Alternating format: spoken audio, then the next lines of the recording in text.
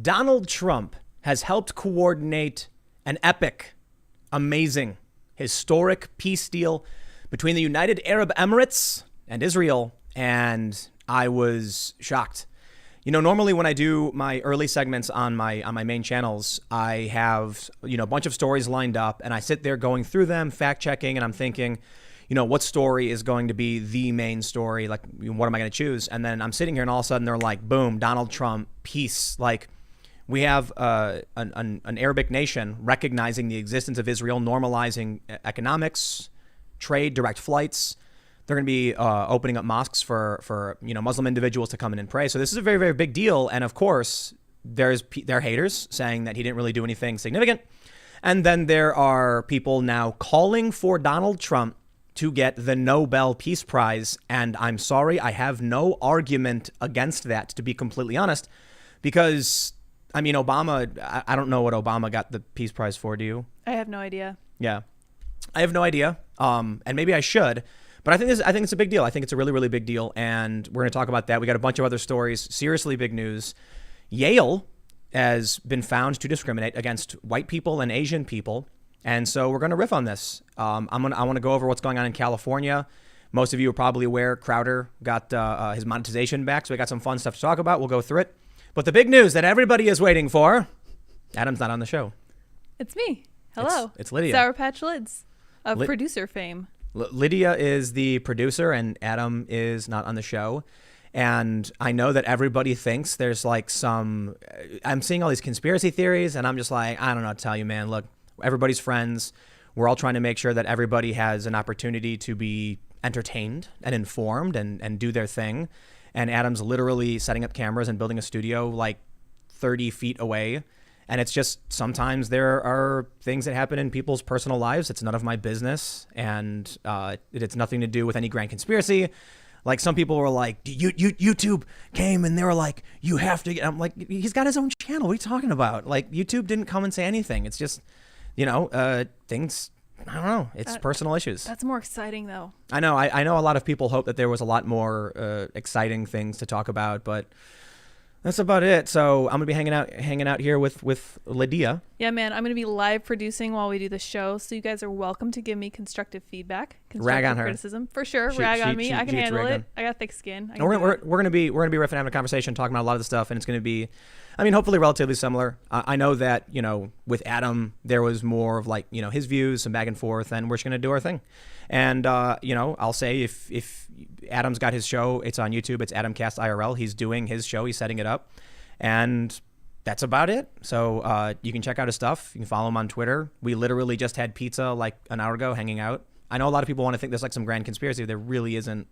It's really just you can probably imagine the things in your normal daily life. I can't really talk about it because it's not my business. You know what I mean? So just stuff happens. What are we going to say? So yeah, we got a bunch of stuff though. I see the chat is yelling no peace. Who will spin the UFO? Lydia will. I can do it. Spin Yeah. the UFO. I think I can do it. So but I'll tell you this. Look, there's a slightly different direction, I suppose. We're going to be booking guests. We're going to be setting up the new studio soon. We are getting held up really, really bad because of COVID. It really sucks. And I just got news back from I got to keep them, the business people involved in the expansion, with relocating to the new property, and we're just getting held up. It's bad. But we're going to be booking people. We're going to be booking guests. A lot of people who have wanted to come on the show can't because of the COVID lockdown. And then once we relocate, it should be a little bit better, and then we'll be able to have more conversations. But I do want to mention we're going to have the goal of trying to bring on regular Joes, regular Joes and Janes. Yeah, I'm excited. Yeah, regular people, because I think initially what I wanted to do with this show, the reason why it's called In Real Life was that it was going to be in a van driving around, and I was going to do my main shows, and then I was going to stop and then talk to regular people. And then because of the impracticalities of it, and then eventually, because of the impracticalities, I was like, let's just do a sit down podcast, conversation thing. And then COVID happened, and all of a sudden we couldn't book guests anymore. We had like, 4 guests? Yeah, we had 4 or 5. And it February. was so fun to have them, and I really enjoyed booking them Yep. and those conversations. So I cannot wait to get back to that. Yeah, and then COVID, man, is brutal. It's really, really brutal. Ruined. But I'll tell you what, if it's up to you if you want to smash the like button. I know there's It no is different. Hulk hands, and I respect the criticism. Anybody who wants to say it, it's nothing. It is what it is. So if you do like the show, if you do respect it, then I appreciate smash the like button, subscribe, notification bell. We're still going to be doing the show every Monday through Friday, live 8 p.m. And we've been trying to line up guests for quite some time, but people seriously have been like. Some people gung-ho about not caring about COVID. Some people really adamant about like, nah, COVID, I can't do it.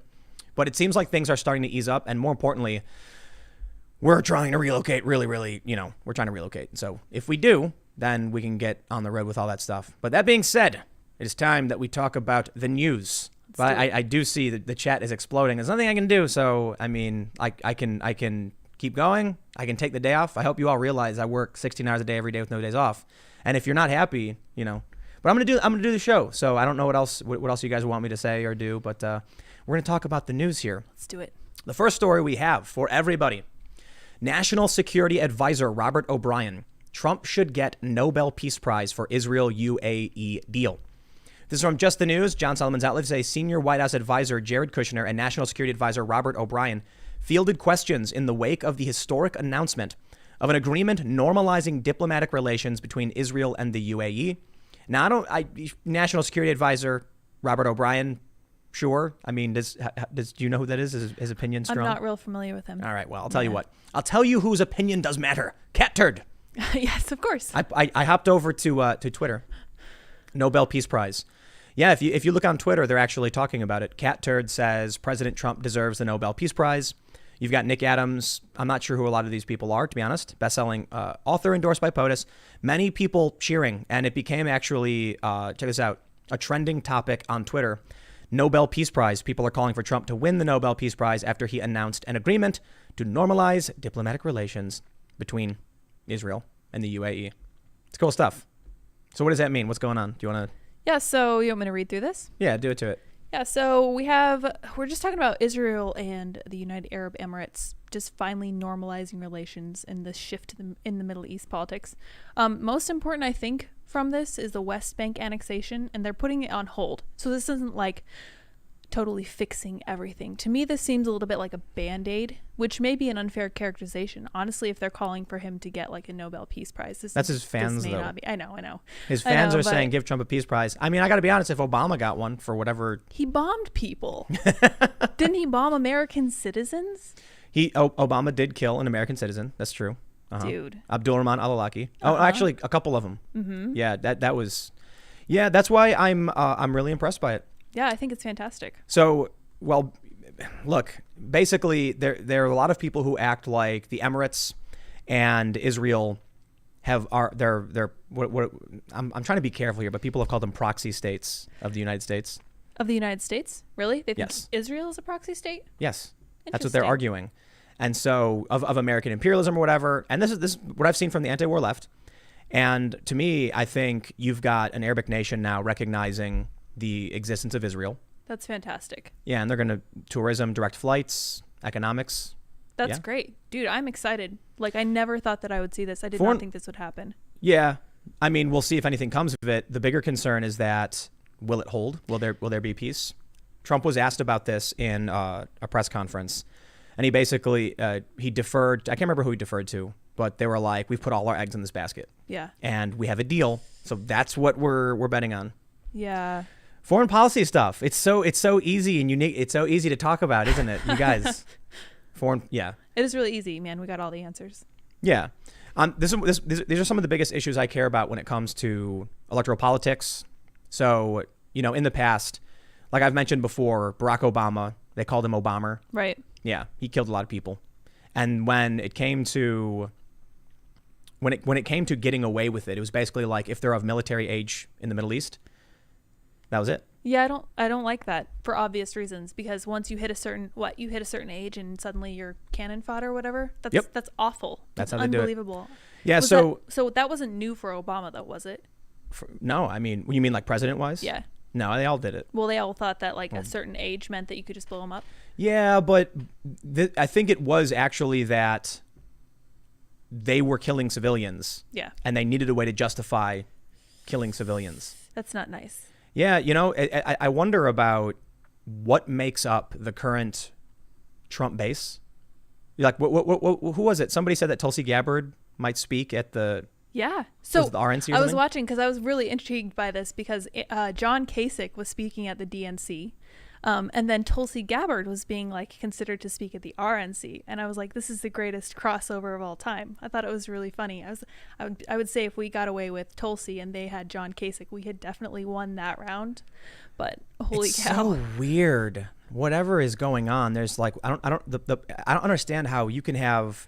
So look, the criticism I'm seeing of Trump from the left is that this is not a real deal. Right. That he held off at the very last minute for a re-election bump, and that these are two states that already work at the behest of the U.S. So it's no big deal. I disagree. I think this is major, and this major announcement means that other nations and people will start to reflect on this and stuff.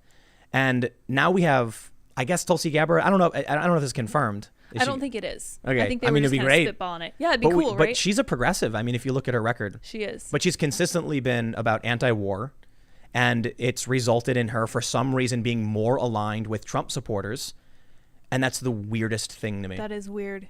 I mean, but it's almost like we're seeing a redefinition of both parties. Yeah. Yeah, the Republicans, the actual Republican base today feels so different from where the Republicans were, even with Mitt Romney. Yeah. And I don't understand. A lot has changed over the last 5 years, I would say. Like I feel like everything has shifted because from what I recall when I was growing up, I don't remember my family's attitude toward the idea of a war, but it was never considered bad. We were not pacifists. We did not think it was a big deal. We thought it was part of being American, just kind of being involved overseas, which is obviously subject to debate. But then over time, I started noticing that the Democrats were only interested in being against war when it helped their narrative. And I was like, what's going on here? Why is no one being consistent? And then Republicans started to be the ones who were like, no, war is bad. We got to get out of there. Most of them, not all of them. Your family's conservative? Yeah. Yeah. How do they feel about the war with during George W. Bush? They were kind of hands off about it. Like they didn't think it was a good thing. But I think that we thought that they had a really good goal being over there, especially after 9/11. Because following up with that, they were like, this is something important that we need to do. We need to make sure this doesn't happen again. Yeah, and it was BS, but it really was the New York Times and the media and many outlets who told us that we were facing these threats. And then when it came to Barack Obama, who was like, I don't know, what was McCain's position? Was he for? He was so pro-war. Yeah, I know. He was like Bolton, seriously. Right. That's why, it's really funny when McCain died, and with all due respect, everybody on Twitter, every political spectrum was just not having it. Right. Like they don't like the guy. Yeah. And there was a meme, it was a political compass, and in the center, it was like an NPC saying, love and respect for, service and duty or something. Right. And then every faction, the authoritarian left, the libertarian left, were like F McCain or whatever. And it was funny because I didn't think it was tepid or centrist to say, I can respect him, he died. I guess that makes me milquetoast centrist. See, I don't really agree with that either, because I think that you can totally make the statement that because he was his arms were partially paralyzed because of what he went through overseas, right? Yeah, they tortured him. That is a heroic act. And two things I think can really be true at once, especially in the case of John McCain. He was extremely heroic. He saved a bunch of his men, but then he did not become someone who loved peace. He continued to like the idea of war, and I couldn't square that in my mind. You know what bothers me a lot about, especially where Republicans used to be, because this is the point of what I'm trying to get to. Everything's very different now. Yeah. For some reason, there were more Republicans supporting Trump withdrawing from Afghanistan than there were Democrats. Mind you, there were only 8. There were so few of them. And there were 3 Democrats. Yeah. So I mean, look, both parties suck.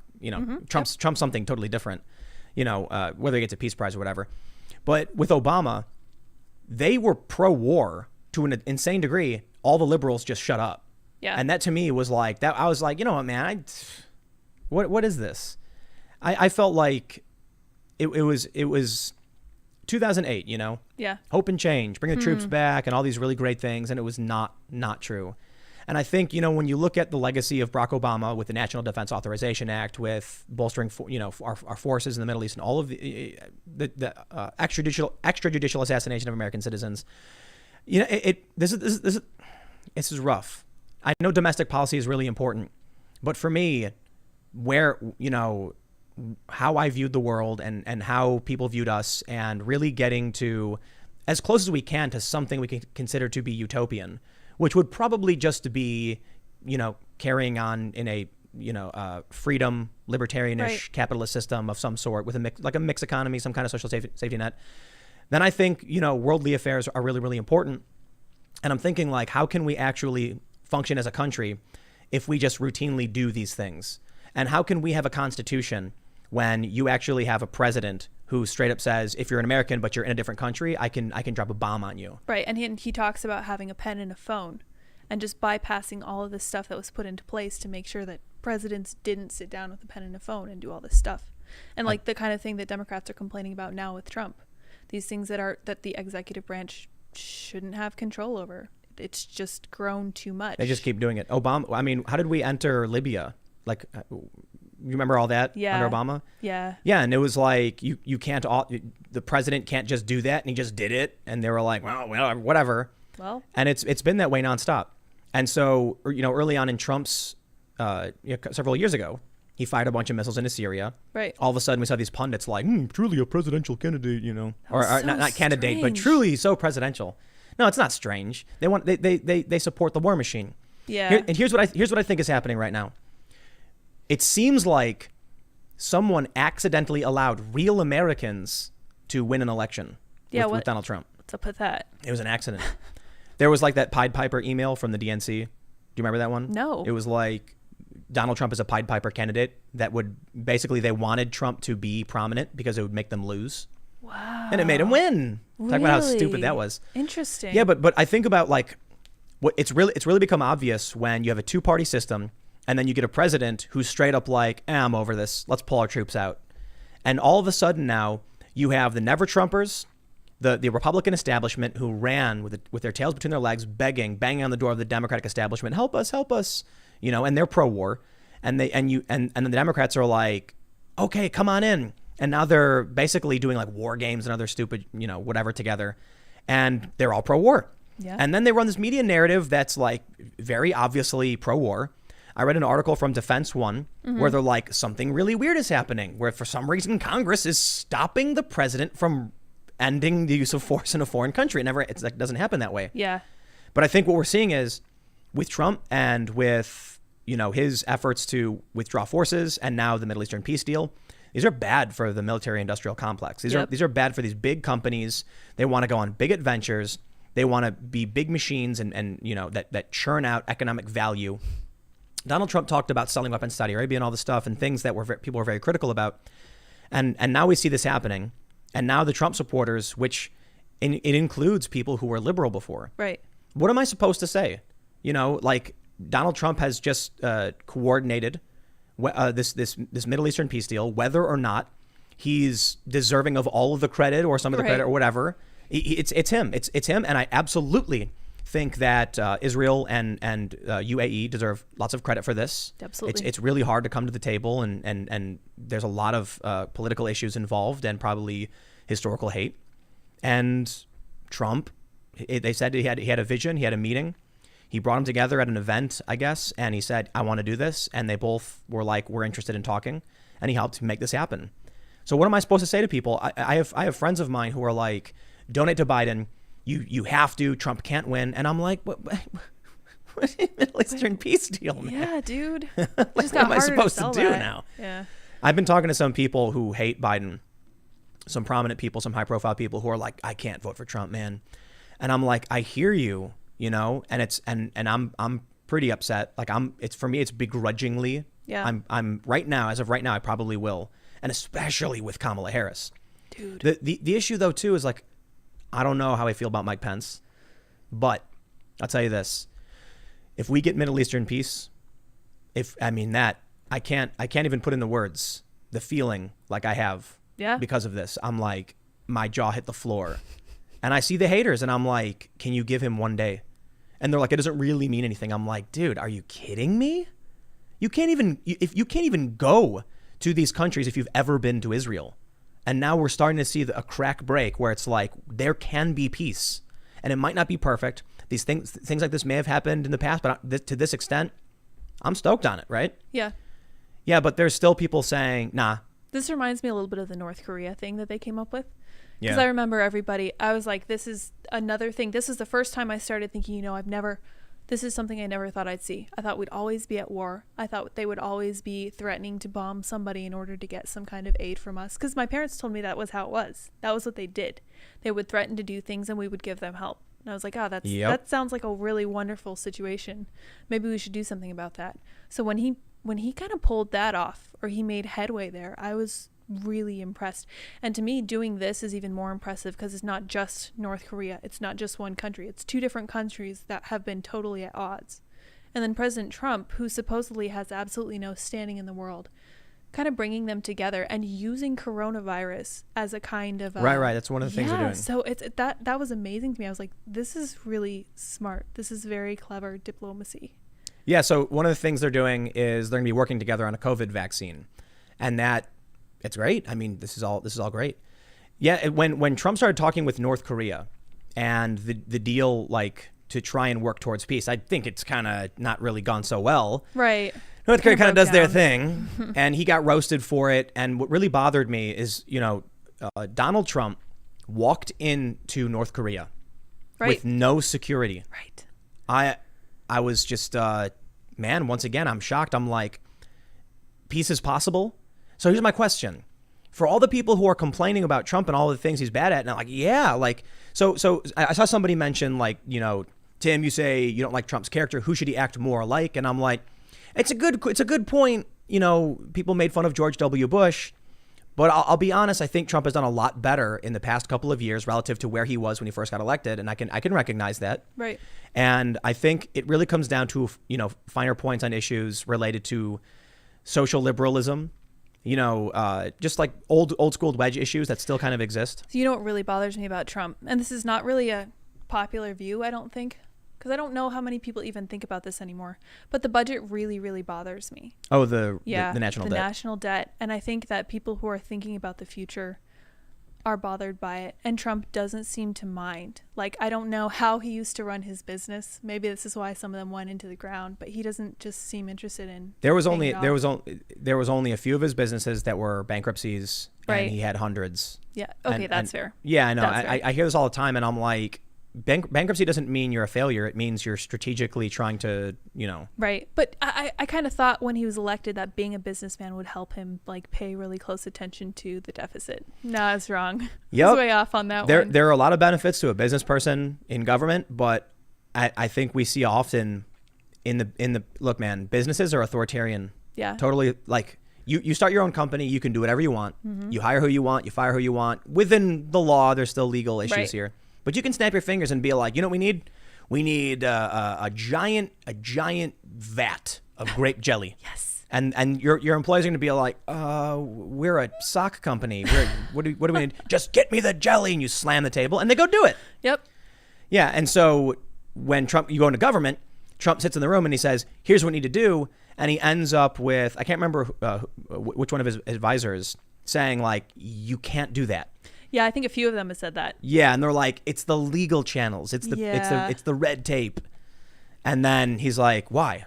Then the media comes after him. They're like, look what he's doing illegal things, and it's like, and they misframe everything. Right, of course. So now it's going to be really, really tough for them to drag him over this. But earlier when I covered this, when it first broke, like, this is what I was saying earlier. Normally I've got a bunch of stories pulled up. There are a bunch of things I know I want to talk about. Then this dropped, and I was like, wow. That's it, yeah. And so I pulled it up. I'm like, I don't know. And I wanted to be fair. I got some criticism from other people to highlight. But it reminded me of, it was, I think, who was it? Nate Silver? Mm-hmm. Nate from Silver, 538. When he tweeted, the libs won't even give Trump one good day. And that was when he killed al-Baghdadi. Yeah. Who was the leader of ISIS. The austere religious scholar, as I recall, yes. This to me, like, when I saw the note that came out, the statement that came out from the world leaders, Trump and Netanyahu, and I think it's Sheikh Mohammed Zayed, I think that's his the crown name, prince of UAE. And I saw these people ragging on him. The craziest thing was the people who are too dumb to understand what it was. And this bums me out, man. they don't understand when I don't get it. I just don't get it. How could I grow up hearing that war is bad, war is bad, war is bad, from the left, from the liberals, and now they don't care or they support it. I've actually had a progressive friend of mine say, well, when it comes to war. Oh, please. I try to be consistent, and there are things that I value, and my position on war has a lot to do with the death penalty. Right. And the justification of whether or not we should be doing the things we're doing. Right. So, you know what, man? If this leads Trump to the Nobel Peace Prize or whatever. So be it, man. Seriously. Yeah. Yeah.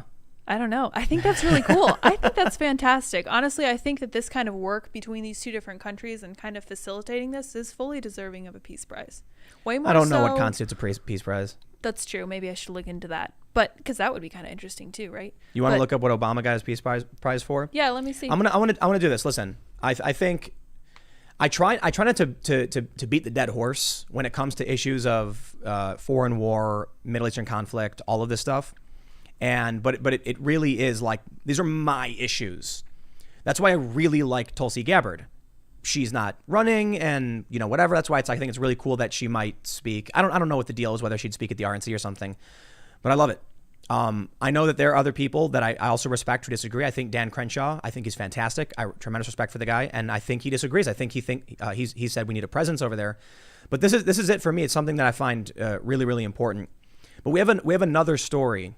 You want to talk about Obama real quick? Yeah, let me talk about him real quick right, because I was able to find it. Yeah. So let me go through this with you guys. So it says the 2009 Nobel Peace Prize was awarded to the U.S. President Barack Obama for his extraordinary efforts to strengthen international diplomacy and cooperation between people. Hey, you know what Trump just did today? He seriously strengthened international diplomacy and cooperation between these two countries that were at odds. I got a question though. Yeah. Didn't Obama assume office in like January 20th, 2009? 2009 or 2008? 9. The election was in 08. And then in 09, right. he assumes It's office. like immediate. Yeah. They kind of just gave him the award what literally. The heck? So I'm wondering. Oh, yeah. You want to look at it? There you go. What did he have to do to earn Nobel Peace I don't think Prize? earn is the right word here. What the heck? So he accepted the Peace Prize December. He was, they announced the award October 9th, 2009. Whoa. Citing Obama's promotion of nuclear non-proliferation and a new climate in international relations fostered by Obama, especially in reaching out to the Muslim world. The Nobel Committee's decision drew mixed reactions from U.S. commentators and editorial writers across the political spectrum, as well as the rest of the world. Interesting. Yep. Mm-hmm. Look at this.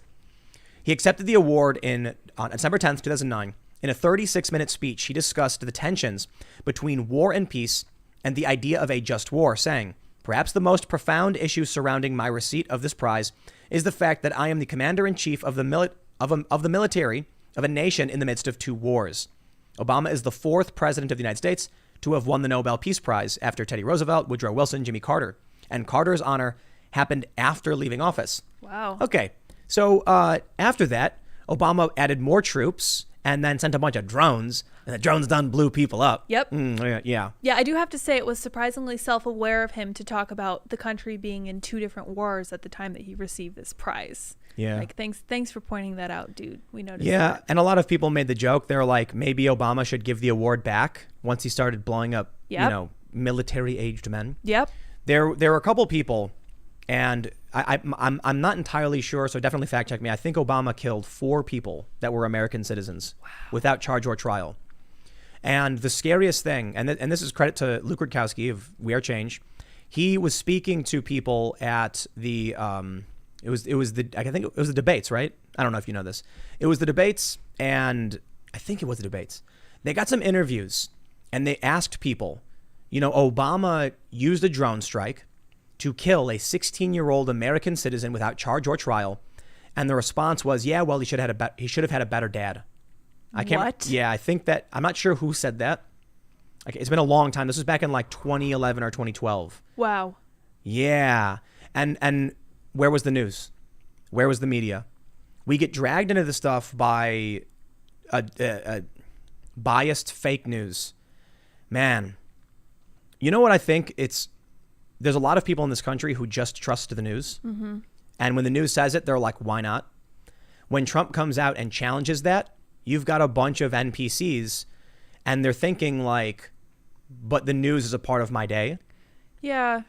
They don't want to break away from it, but man, is it fake? And here's what I gotta say, because we're gonna go into this next story, and it's gonna be really bad. So I hope you're all ready for this next story, because we're gonna talk about something that the media's been heavily criticized for. There is the media that people talk about, like with air quotes, and then there's actual news outlets. Local news tends to do a pretty okay job. There's there's still the same issues that affect local outlets, the same as national outlets. But the national outlets have a tendency of being, I don't know, wings of the Democratic Party. I'll put it that way. You know, Public relations wing. The issue is, right now we have liberal media, we have left wing. I don't like calling it liberal media, but that's what it's called, right? That's how people refer to it. And then you have conservative media. But the mainstream news and people like, you know, Brian Stelter, they never say left wing media. They always just say like Trump's ragging on news outlets. They're like fish not knowing they're wet almost. Yeah, but they will say right-wing commentators, right-wing personalities.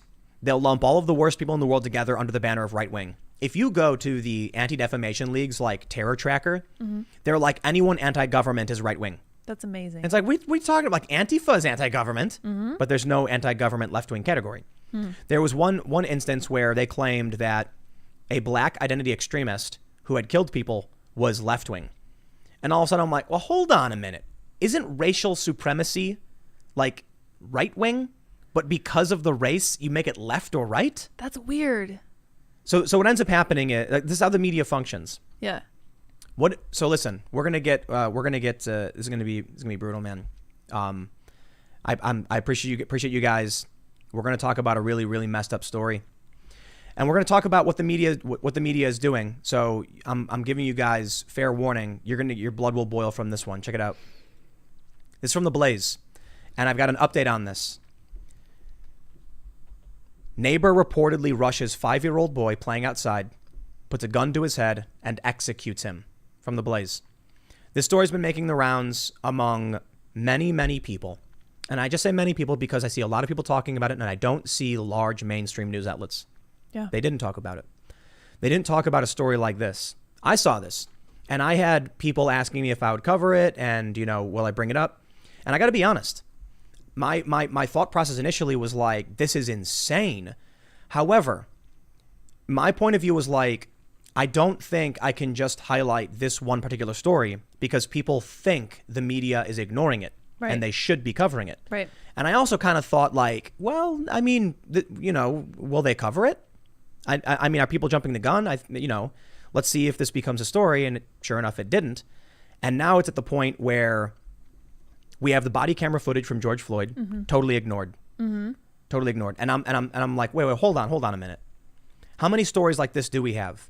So, you know, with all due respect, and, you know, maybe I could have done a better job. Maybe I could have brought up the story sooner.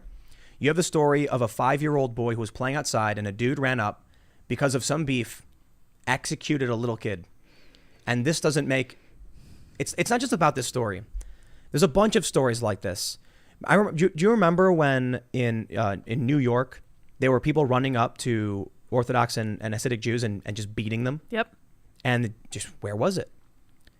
Why does it fall on conservatives to support the Jewish community when they were being attacked in New York City? Yeah. I don't Why know. national media? Look, I think it's obvious. The narrative they're pushing, writing Black Lives Matter in the streets without approval, it's intended to help the Democratic Party. Yeah. I mean, it's Bill de Blasio. It is literally Democrats painting these messages. Yeah. And without permission. Right. Yeah. And taxpayer money. Mm-hmm. The moment someone challenges it, what do we get? Shut it down. Shh. Yep. Well, not Bill de Blasio. He was like, no. He said Black Lives Matter transcends politics. Oh, does it? So what? So does Blue Lives Matter? Yeah. I thought everybody liked cops. How does Blue Lives Matter not transcend politics? Police exist literally everywhere. Yeah. No, it's apparently a political statement to say you support police now, but not Black Lives Matter. I want to read you the story because I want to make sure you all understand. This is from The Blaze. They say a 5-year-old boy is dead after a man in Wilson, North Carolina, reportedly ran up to the child while he was playing in a neighborhood street and fatally shot the child in the head. According to a report from WRAL TV, the shooting took place on Sunday. Cannon Hinnant was playing outside his father's house on the dusky summer evening when their neighbor, 25-year-old Darius N. Sessoms, charged Cannon, produced a handgun, and shot him in the head. The child's 7-year-old and 8-year-old siblings witnessed the murder. First responders came to the scene and transported the little boy to Wilson Medical Center, where he was pronounced dead. Doris LeBrant, a neighbor, said she witnessed Sessoms running up to Cannon, putting the gun to his head, and firing the weapon before fleeing the scene into his own home. She couldn't believe her eyes. Quote, "My first reaction was he's playing with the kids," she recalled. "For a second, I thought, that couldn't happen. People don't run across the street and kill kids." LeBrant said the situation became all too real when she saw the child's father react to the horrific scene. Authorities took Sessoms into custody on Monday night and charged him with first-degree murder. He is being held in the Wilson County Jail without bond.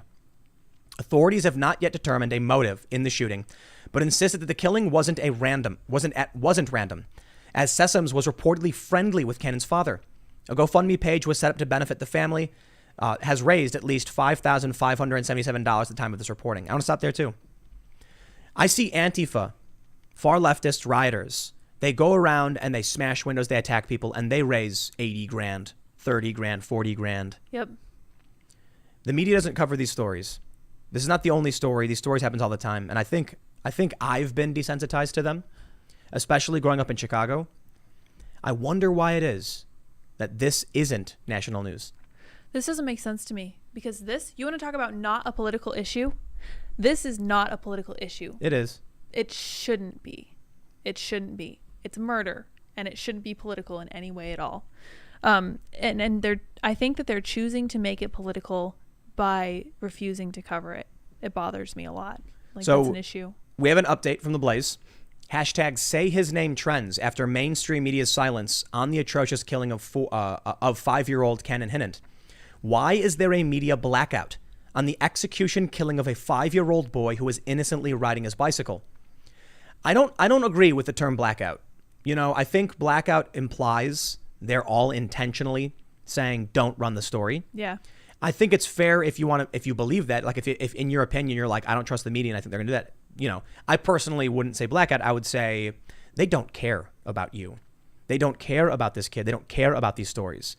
And I think that's worse. That is way worse. I think it's way worse. I think it's one thing to imply that the media is actively seeing this and going, oh no, we better not let anyone know. That implies they know it's bad. And they actually understand the ramifications of a murder like this, and they're worried about what people will think. No, I think they ignore it. They ignore it? You really think they ignore it, or you think they don't even care? That's what I mean. I think they see it and they go like, I think they go, huh?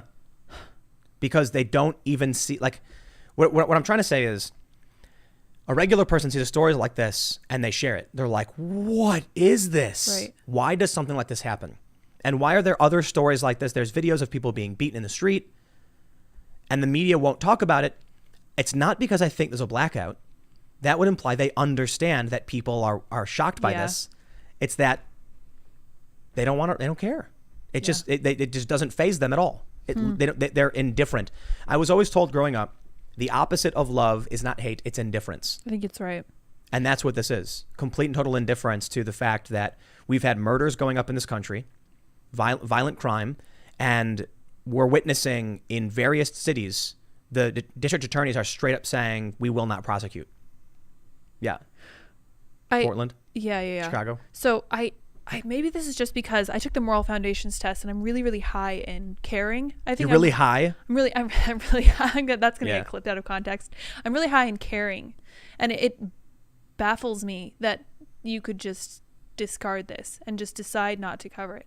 Like what could possess you? That's kind of ghoulish to be able to say, I don't think this is important. I don't think this matters. So for those that aren't familiar, there's it's Jonathan Haidt. He's the Moral Foundations test. And it's a really, really fascinating assessment. It finds that basically conservatives have a balance of there's 6 moral foundations. I think so, yeah. Yeah. You want to pull it up? Yeah, I got it. So at conservatives, you can pat yourselves on the back whether this matters for you or not. Liberals, I don't think it's necessarily a bad thing, but it's interesting. There are 6 moral foundations. Do you have them? Yeah, hold on. Let me grab it. It's like care, fair. Oh, you've got it. Yeah, there you go. Okay. Do they actually list the foundations on here?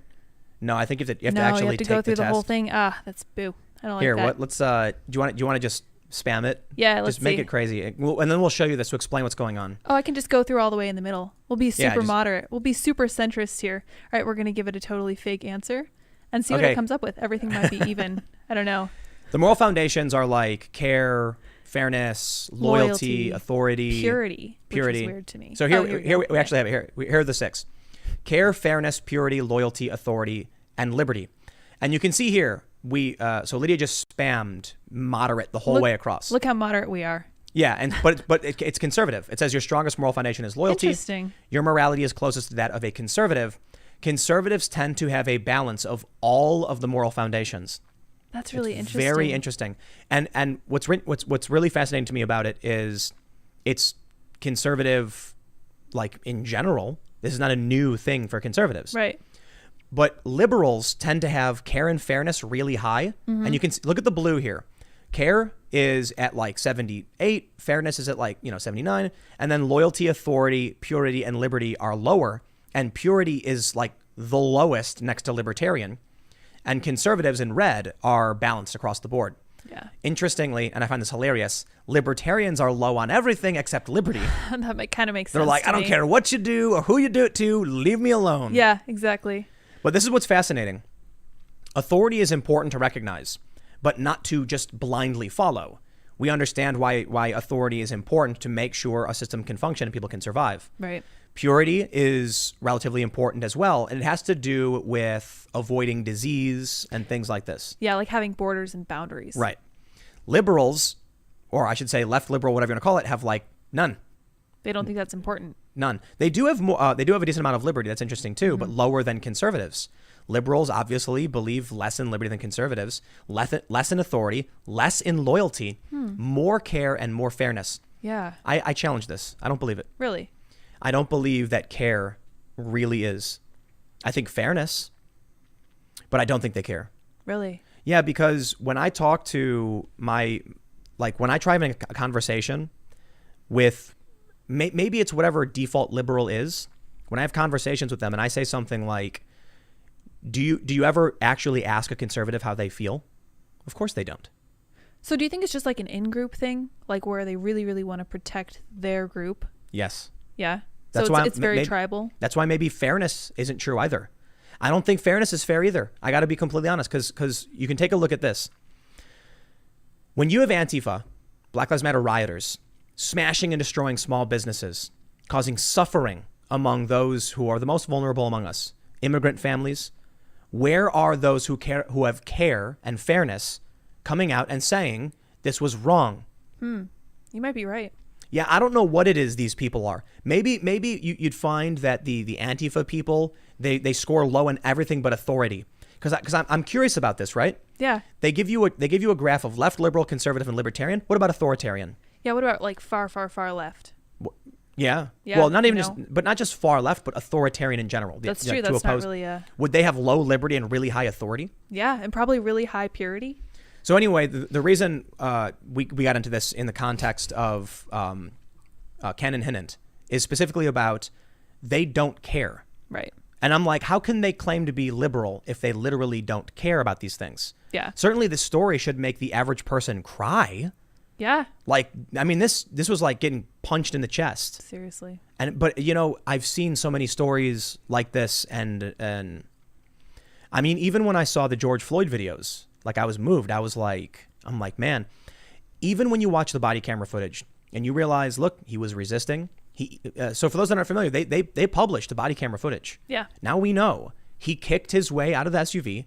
He was saying he was resisting, and he was saying, hold me on the ground several times. Mm-hmm. I'm still upset when I see that video of him saying, I can't breathe, mama, and stuff like that. It pains me, man.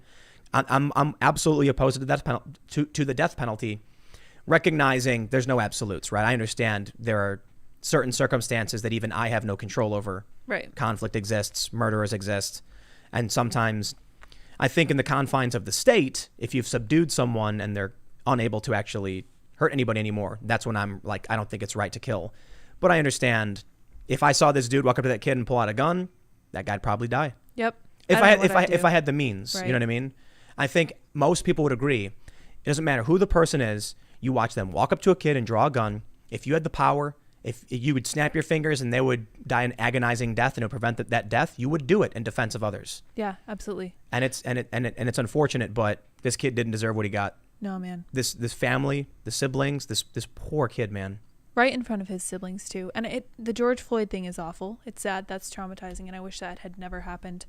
But at the same time, George Floyd got a heck of a lot more of a chance at life than this little 5-year-old kid. And I wish that he were getting as much attention and as much of a memory, like a memorial, as George Floyd did. Check out these tweets. Jason Howardin says, Ken and Hinnant say his name. CNN, NBC, CBS, ABC, 0 results, 0 results, wow. 0 results. Not even a mention? It's crazy. I mean, if CNN ran one article where they're like, hey, this thing happened, and that was it, and there was no big, like, Brian Stelter didn't come on the air and talk about it, I'd be like, they did the story, you know what I mean? They talk about it. Whether or not people in politics care is entirely up to them. It's crazy to me. I think, I was reading this Medium post from a woman named Carrie Smith about how she's a liberal and she's going to vote for Trump. And it's because the left isn't liberal anymore. It's because they're lying. Right. She wrote about how in the 2016 cycle, she was watching videos of Trump supporters being beaten and it made her cry. Yeah, dude. But she still believed it was like Trump was awful and all these things were really bad and these supporters were really bad. And it wasn't until she actually talked to people that she learned these are regular people, thinking, feeling human beings. Right. You know what I mean? But even she had empathy when she saw these videos of Trump supporters being attacked. Yeah, absolutely. What are these people on Twitter that are just pure wads of hate? It's like all the hate. It's like, it reminds me of, you ever see Ghostbusters 2? Mm-mm. No, I'm sorry. Okay, so in Ghostbusters 2, there's pink slime. And when they're negative, it bubbles and expands. And it's like, it's feeding off negative energy. Oh, okay. That's what Twitter is. It's like, what was the name of the bad guy from Ghostbusters 2? I can't remember his name. Shoot, I don't know. Let me see. You didn't see it. No, I didn't see it. It was a guy in the painting. You don't know, whatever. But if they remade Ghostbusters 2 storyline today with Twitter, it's putrid. Yeah. And I don't even want to know what people are saying about this kid. So we got a tweet here from Kyle Kashev. He says, yesterday, a 5-year-old was riding his bike, playing outside outside his house with his 2 sisters. His neighbor, with already multiple felony charges, walked up to him and shot him dead at point blank. 5 years old, JFC. Where the H is the media coverage? Say his name. Cassandra Fairbanks says, just so everyone understands, a lone woman calling the police on a stranger threatening her dog in a park is considered national news. The murder of Ken and Hinnant is not. She's got a point. She does. That's a huge point. How many stupid Karen videos do they prop up? Our news media does not serve us. This reminds me of in Sweden. There was a story that I went to Sweden several years ago. You guys, yeah. I think most people know, but for those that aren't familiar, I went to Sweden because Donald Trump said, look what happened over, last night in Sweden. He was referring to a Fox News story. Everyone took him literally because the left likes pretending they pull him out of context. Right. So I decided, with a friend of mine, Emily, we were going to go and cover and do like a vlog series in Sweden to see what was really going on. We called it Last Night in Sweden. It was funny. We thought it was like a funny take on going because I really thought for the most part that Sweden was okay. Right. And it kind of was. It's got its problems. Right. There's a story there about someone who committed a crime who was Somali, and the media blurred his face and hands and then changed the color of the pixels to make it look like he was white. I remember that. Yep. And I think there's a racial component to why they don't do certain stories. This is the problem with the hysterical media. Telling a story about a guy murdering a kid does not make you racist. It's not racist to highlight the fact that a grown man executed a little boy. I don't care what their races were. I care that it happened. When Tamir Rice, the story of Tamir Rice, was playing with his, toy pistol in a park and the cops ran up and shot him, I was extremely angry about this. Of course. Cops, that's why I think there's room for reform and figuring out how to make, things better. Dude, I think this is why racism is never going to die. They're not going to let it. It earns way too much money. It is way too lucrative. It's way too profitable. It gets all those clicks, dude. And this is why they don't want the war in the Middle East to die. Exactly. For much the same reasons. It's like controlled chaos. Let it happen. But I really don't think it's a grand conspiracy or anything like that. I think, what we see in places like Sweden, and now what we see with stories like this, it is, oh man, I'm going to read this. Look, Yeah. What I wanted to end with is there are social functions that tell you are not allowed to say certain things because it's too close to the line no matter what. And I've been explaining this on, a couple times, particularly with how it pertains to COVID. Mm-hmm. If we're not allowed to show you a doctor talking about COVID because he's got good news and we get banned for it, then the only thing you will ever see is everything's getting worse. Yep. COVID is getting worse. Everybody's getting sick. And then people will just continually believe everything's worse than it is. And then because of that, the actions taken by government and by doctors will always be towards the most extreme and negative interpretation. That's interesting. There's no, so you need arguments. So if the news comes out and says this is the end of the world, it's the apocalypse, you need another side to come out and say, well, hold on, there's some good news here. And then people can weigh the views and say, okay, I think the truth is closer to the middle. Right now, anybody who says anything like this is the reason why only conservative outlets, for the most part, actually talk about what happened to this kid. Right. And I think there's a racial component to it. I think you're right. Well, I think this really boggles my mind. And I think that the fact that the media has no accounting force, I think what you said about them pushing everything toward the extreme by only giving bad news, I think that's pivotal. Like, that's an important point, and I'm not sure anyone really considers that. And I know that you can read the news all day, kind of like we do, and just come away thinking, everything's normal. Because everything's bad, your new normal becomes everything is always bad, and you never stop to think about how policies are being pushed one way or the other. Yep. Yeah, so I mean, look, I've had deep conversations with other big podcasters and political personalities, and I'm not people have commented on how I said in the past, if YouTube came and banned me outright and just got rid of everything, I'm like, I'm gonna hop in the van, I'm gonna go down by the river and go fishing and just relax. And I don't care if I have to, if the rest of my life was backbreaking labor, working on, a farm to grow my own food and live a humble life. But it's more about, it's really hard to do right when it comes to information. How many stories are we not talking about right now?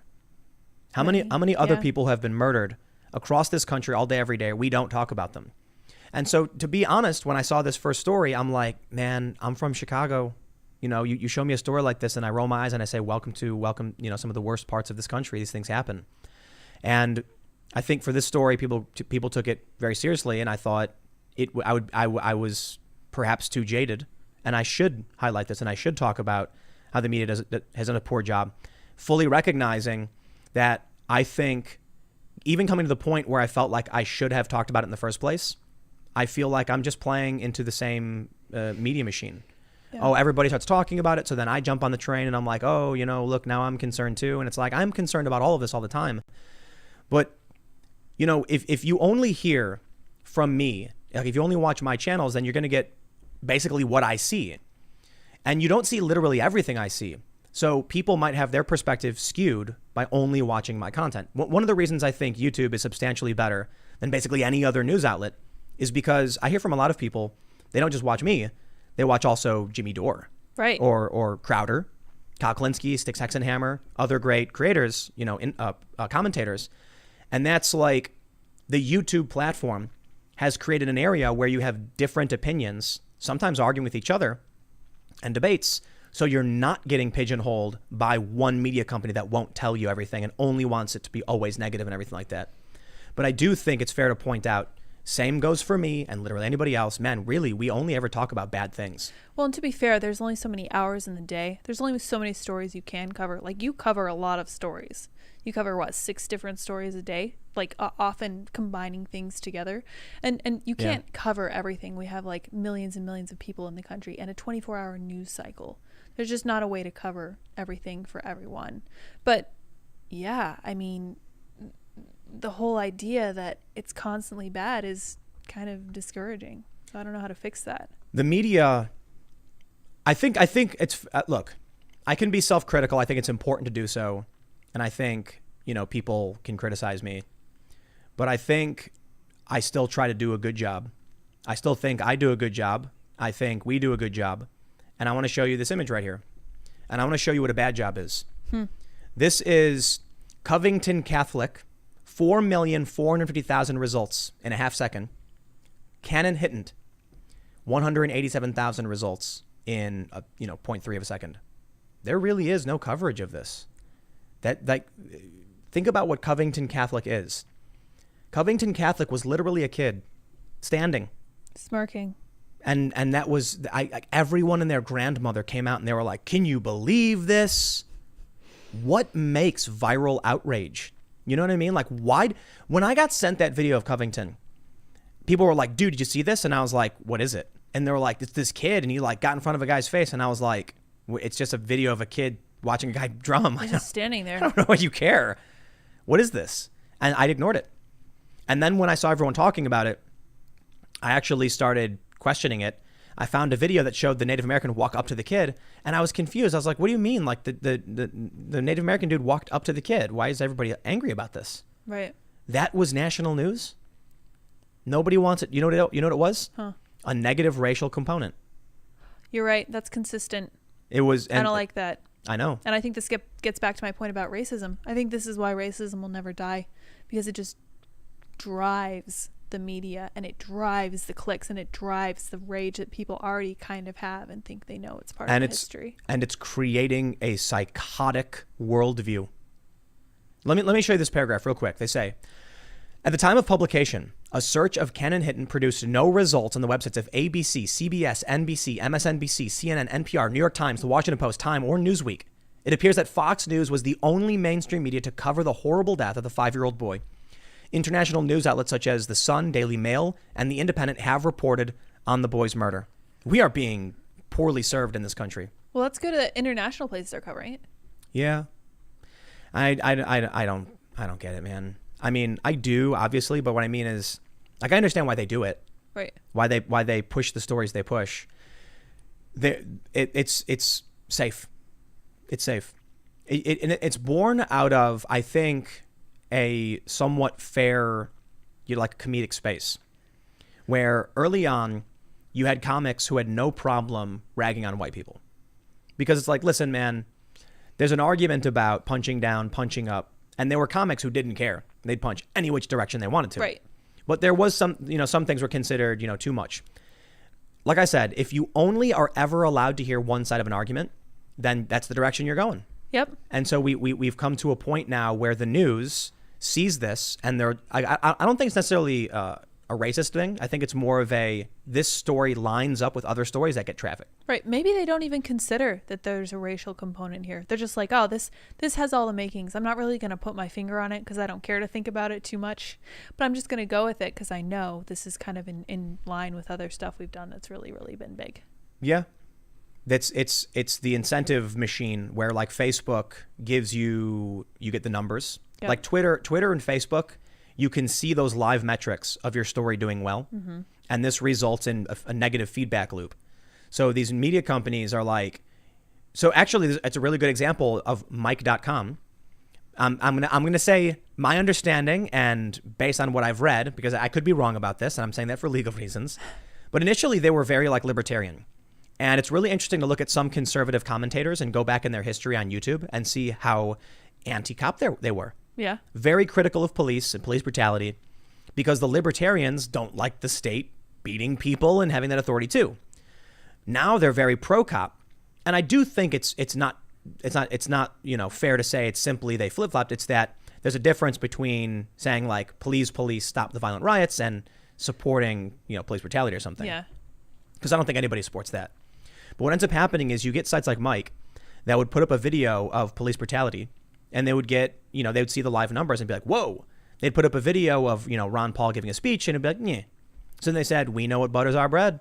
Pump out that anti-police, videos. So do you think it's safe to say that watching what the media does with their metrics is kind of like a glorified version of what happens to people when they're watching their own metrics? It's so you know how you can feel crappy or really great depending on how people are responding to stuff that you tweet or talk about on Facebook. You can't have that happen, man. You really can't. Like, no. how do you get away from that? Strong mental fortitude. Do you think we should reform 230 as far as the news stories go?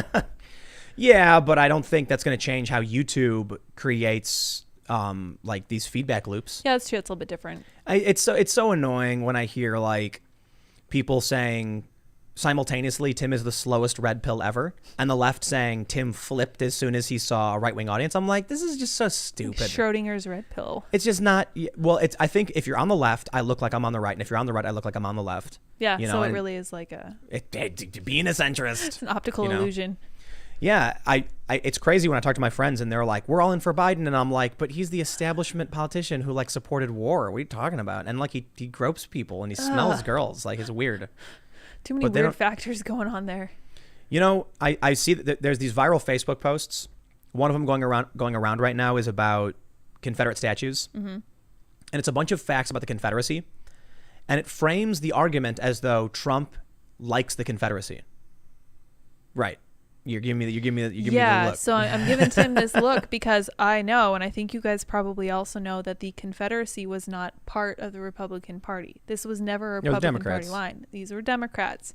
So the idea being pushed by our new historians, we have a new history now because they're just kind of rewriting it as they go along, is that Trump wants to do this at Gettysburg because he wanted to go to where the Confederates lost. I saw a progressive journalist tweet out, why are you, so Trump said he wants to do the acceptance speech for the RNC at maybe Gettysburg or the White House, and then this progressive journalist quote tweeted it and said, why would you want to hold the speech where your side lost?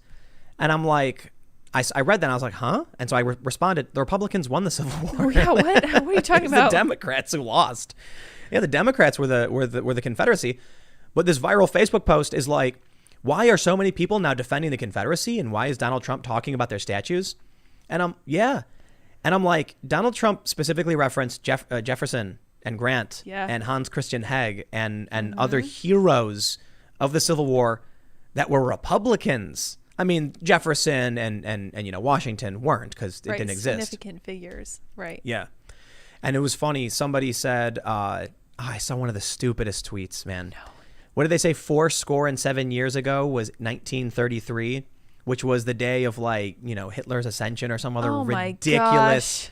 I know, and That's I'm like, amazing. 7 years ago. Is that what they're trying to allude to? That he's actually going to Gettysburg, the place where the Union won and crushed the South? That is some next level conspiracy theorizing. I have to say that's really impressive. You see what Jamie Lee Curtis posted? Oh my gosh, yeah. A mail truck on a flatbed trailer. What? And she said the driver had a red hat with white letters. You mean like towing companies use to put Are Trump supporters stealing mail trucks to win the election? Yeah. Probably. That is the simplest explanation, Tim.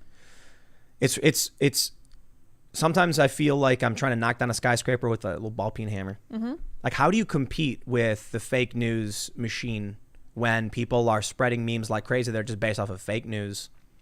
Trump is not coming out and saying he's defending the Confederacy.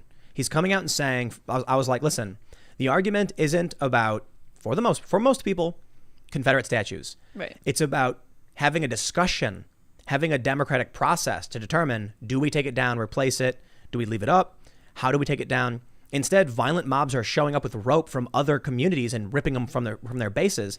And it's not even just about the Confederates. It's literally about Grant, Hans Christian Heg. Somebody tore down Frederick Douglass. They tore down the elk. I don't get it. I don't understand. So there has to be a process by which we take down statues we don't agree with. And if you don't agree with the statue of an elk, I'm sorry for you. Probably should reinvestigate yourself. Seriously, what is wrong with you? That thing was like 120 years old. That made me sad. Crazy. Like, why? Because it was built by colonialism or whatever stupid. That's such an easy answer. Oh, it was built by colonizers, so I'm just going to knock the whole thing. Well, I'll tell you what, man. If I were to tell you that these people were crazy, would you believe me? Yes, I would. Well, ladies and gentlemen, I don't know. I think we have... Oh, man. Oh, should we talk about that one first? Oh, are they?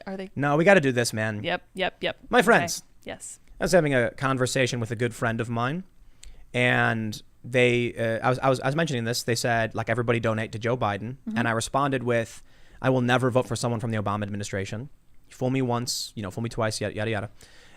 But pro-war, so no dice. And I ultimately, there was some conversation about will they swap out Joe Biden with somebody else. At this point, I don't think so. I think it's Biden Harris. We're in it for the long haul. Kamala Harris is clearly the front runner. The ticket's inverted. It's a silly game they're playing. Yeah. But, you know, maybe like before this happened, it was like maybe Cuomo. And I ultimately said, at this point, I'm likely going to be voting for Trump. And my friend was like not happy with it. Like, I trust you. I've known you. And I assume you've researched this. And I said, listen, man, in California, they voted to repeal civil rights law. Right? I understand if you're a white liberal who grew up in a wealthy suburb or middle class suburb, you don't have those stories in your life from your family about what it means to have accomplished civil rights. I remember that photo of, you've seen the photo of Bernie Sanders being arrested during the civil rights movement? Yeah. It's a famous photo and everyone cheers for Bernie for that. Mm-hmm. The only problem is these people are trying to turn the clock back. They don't support Bernie's ideas from when he fought for this. Yep.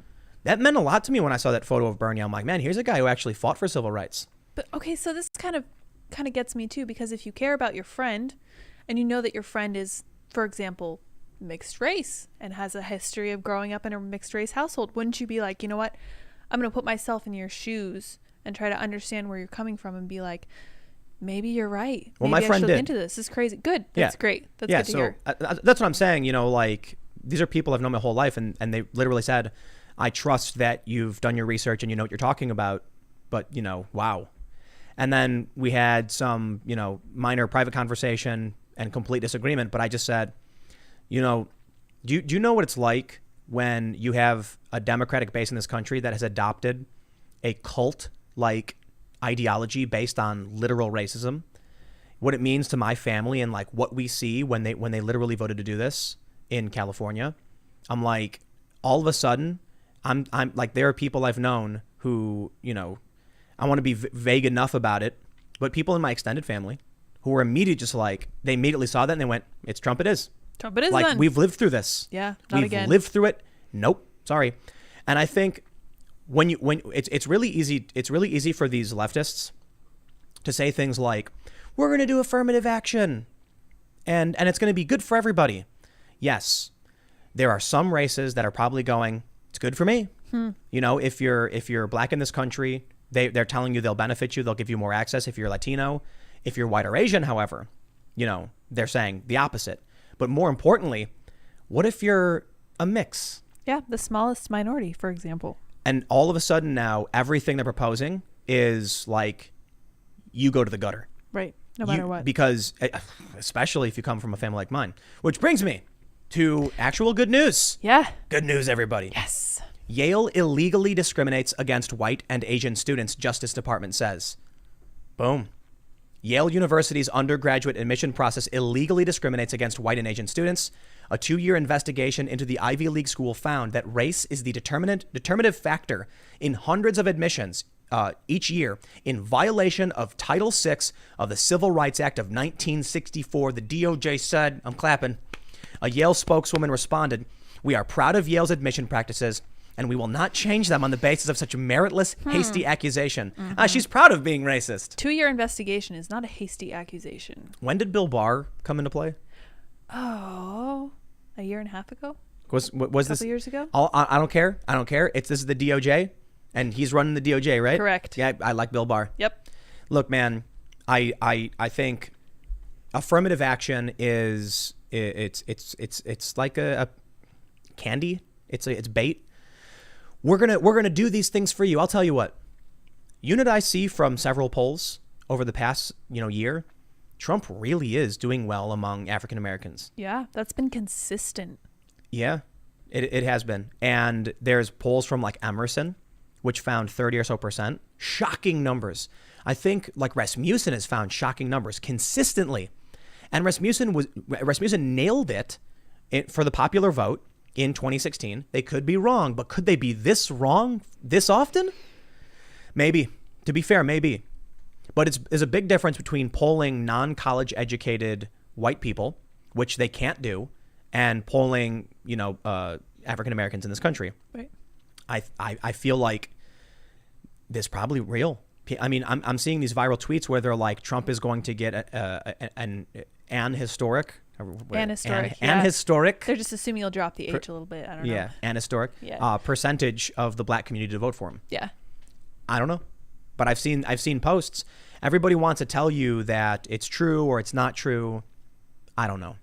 What I will tell you is it certainly seems like the Democrats are operating as though it's true. Yep. The panic. Mm-hmm. The every big brand endorsing Black Lives Matter and pushing these things. All the racial components. I seriously think that the focus on race right now is because of the fact that Trump's doing well with them. And I'm just reminded of the I forget what percent it was. Do you remember what the black unemployment was at before coronavirus? No, but it was like historically low. Incredibly low. It was the lowest it had been in, I think, 50 years. And I remember being like, how is the left going to respond to this? And apparently it's by pulling out all the stops and going burning down guns, cities, burning everything down and just destroying the economy. We've seen the polls from Gallup, and it's like they're behind every step of the way. But I wonder if the whole intersectionality bit that they're embracing is because they think it will be popular among minority groups to act like right. I mean, especially if you're Asian. Surprisingly, I've seen polls showing that while Donald Trump is doing tremendously well among the black community and the Latino community, not like he's not beating the Democrats. Right. Still, the majority's way better than Republicans, right? So historically have done. Yes, yeah. Right. But Asians still like Democrats. Yeah, interestingly. And I found that interesting. There's a couple other things, like maybe it's because they're lumping Asians with every other race on these polls when they put other. Yeah. Thanks, guys. Jeez. That you can't get an accurate portrayal of it. But it seems like, their play isn't going to work. I tell you what, man, you've got, I think on average, people want to know the path of success. And if you give someone a safe, clear, and path of success, they take it. Right. And when you back them into a corner and give them no options, they do what they have to do to survive. And I think these Democrat-run cities are collapsing. They've become chaotic, and it is hurting marginalized groups more than ever. 100%. Yeah. Let me tell you. I told you my story about the T-shirts when I was younger. I think I may have mentioned it on the store on the show before. No, this doesn't sound familiar. Okay. Yeah, tell me. I'll tell you a story, and then I want to show you some racism from the mainstream media. But I grew up on the south side of Chicago. Yeah. Very, very mixed. There was this black dude who was mocking the gangbangers and other people like I knew who were selling drugs. And he basically said, you can sell T-shirts, man, and make more money, and you don't go to jail. So why would you sling dope? That's the stupidest thing ever. And like we were hanging out at a park, and people asked him like, how do you sell T-shirts? Like, you mean like on the highway? And he's like, listen. Go find a venue, right? You got these cafes, you got these venues. They have these bands. These bands will play, and they got no merch. So you look at who's about to play. You call them up and say, here's what I'm gonna do. I'm gonna make T-shirts, and I'm gonna bring them, and I'm gonna give you 20% of everything I sell. And the band say, okay. And he's like, I tell you what I do. He's like, I put in a couple $100. I get a bunch of like not even the best shirts, screen printed. I bring them to the venue. I work 1 day a week. I make like $2,000 a week. What? And everybody was like, whoa, these people on the south side were told like, you got to join a gang. You got to sell drugs. This is how you make money. Nobody wants to work at McDonald's. And this guy was like, T-shirts, bro. That is fantastic. They just needed someone to tell them how to do it. Trump is doing that. Yeah, man. Trump is saying, here's a job. Here's a factory. This is for you. This is for your community. It's going to help you succeed. And people are saying, thank you. I wanted this. Okay, so that must be why his approval rating is so high, because people want to feel like talking about the news being so bad all the time. And before someone clips it, I mean literally all races. There are more poor white people in this country, and they're being given a chance and an opportunity the same. Right. The opioid crisis is predominantly affecting, I think, white people. It is white people. And so I think why we're seeing such support from Latinos and from this is interesting. Trump's losing support among white people, and it's probably because they're far left intersectionalists. Yeah. And then meanwhile, minorities are like, I like being, like they're regular, like this country, you'll find, this is why I can't stand racism. Regular people. Mm-hmm. We all tend to want the same things. Yeah. We want to, work a good day's work, earn our keep. Feed your kids. Feed your kids. That's it. That's what you want. Feel accomplished. Exactly. I did this. I'm doing the right thing. Yeah. And I think Trump helped create that. COVID is destroying that. I think people of every race across the spectrum, they want to feel a sense of hope. And I really think that is something that Donald Trump has done really well with. For all his other shortcomings, I have some issues with him. Like I said, I don't really like what he's done with the deficit. But again, I think that is just stamp collecting, like Tim says. If you can give people that sense that there is something to be hopeful about, that's amazing. Like, that is actually caring about what American people want. That's significant. I think about surviving versus succeeding. Yeah. And I think people don't want to just survive. They want to succeed. In order to succeed, you have to be shown a path, a light at the end of the tunnel. When people lose hope, then they're just surviving. And survival can be dangerous. It can be crime. And poverty breeds crime. Yeah, absolutely. It's not always that these criminals are just evil who want to steal things. I know AOC got dragged a lot for ignorantly suggesting that murder was overbred. It wasn't. Well, but to be fair, if I try to actually fix her statement, petty crime is actually way down. So she was wrong. Mm-hmm. Murder is way up. She was wrong. But there is a lot of crime based on survival. Yeah.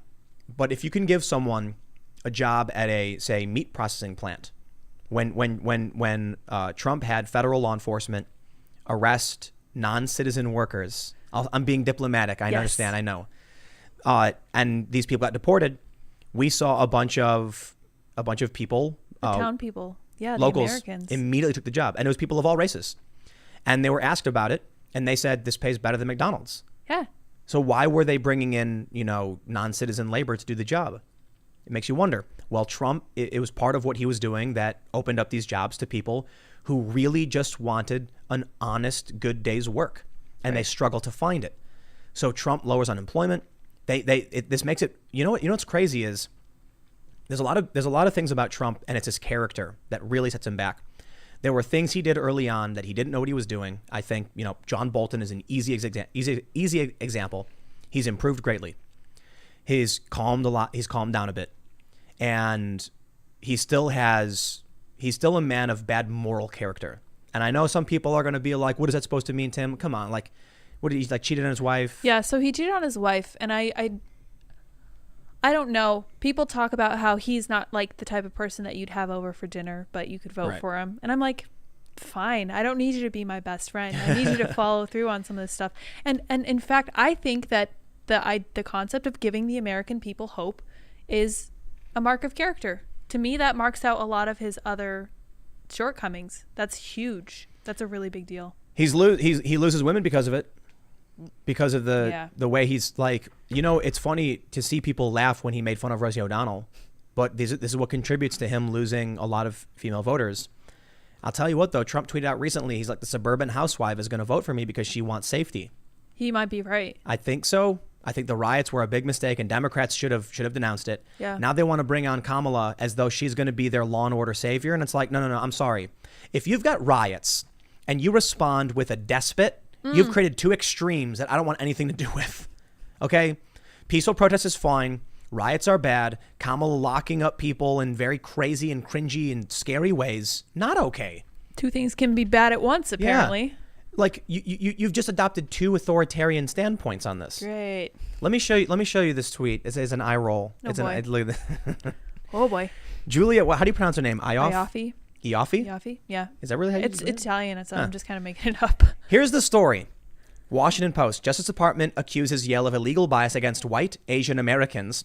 And she says Bill Barr is fighting hard for white folks. What? But what? She completely ignored Asians. It's like they don't exist. And I don't understand that. They don't care. This is why I said I don't believe that the liberals of this country have a high care marker in their moral foundations. Yeah. I care about white people and Asian people.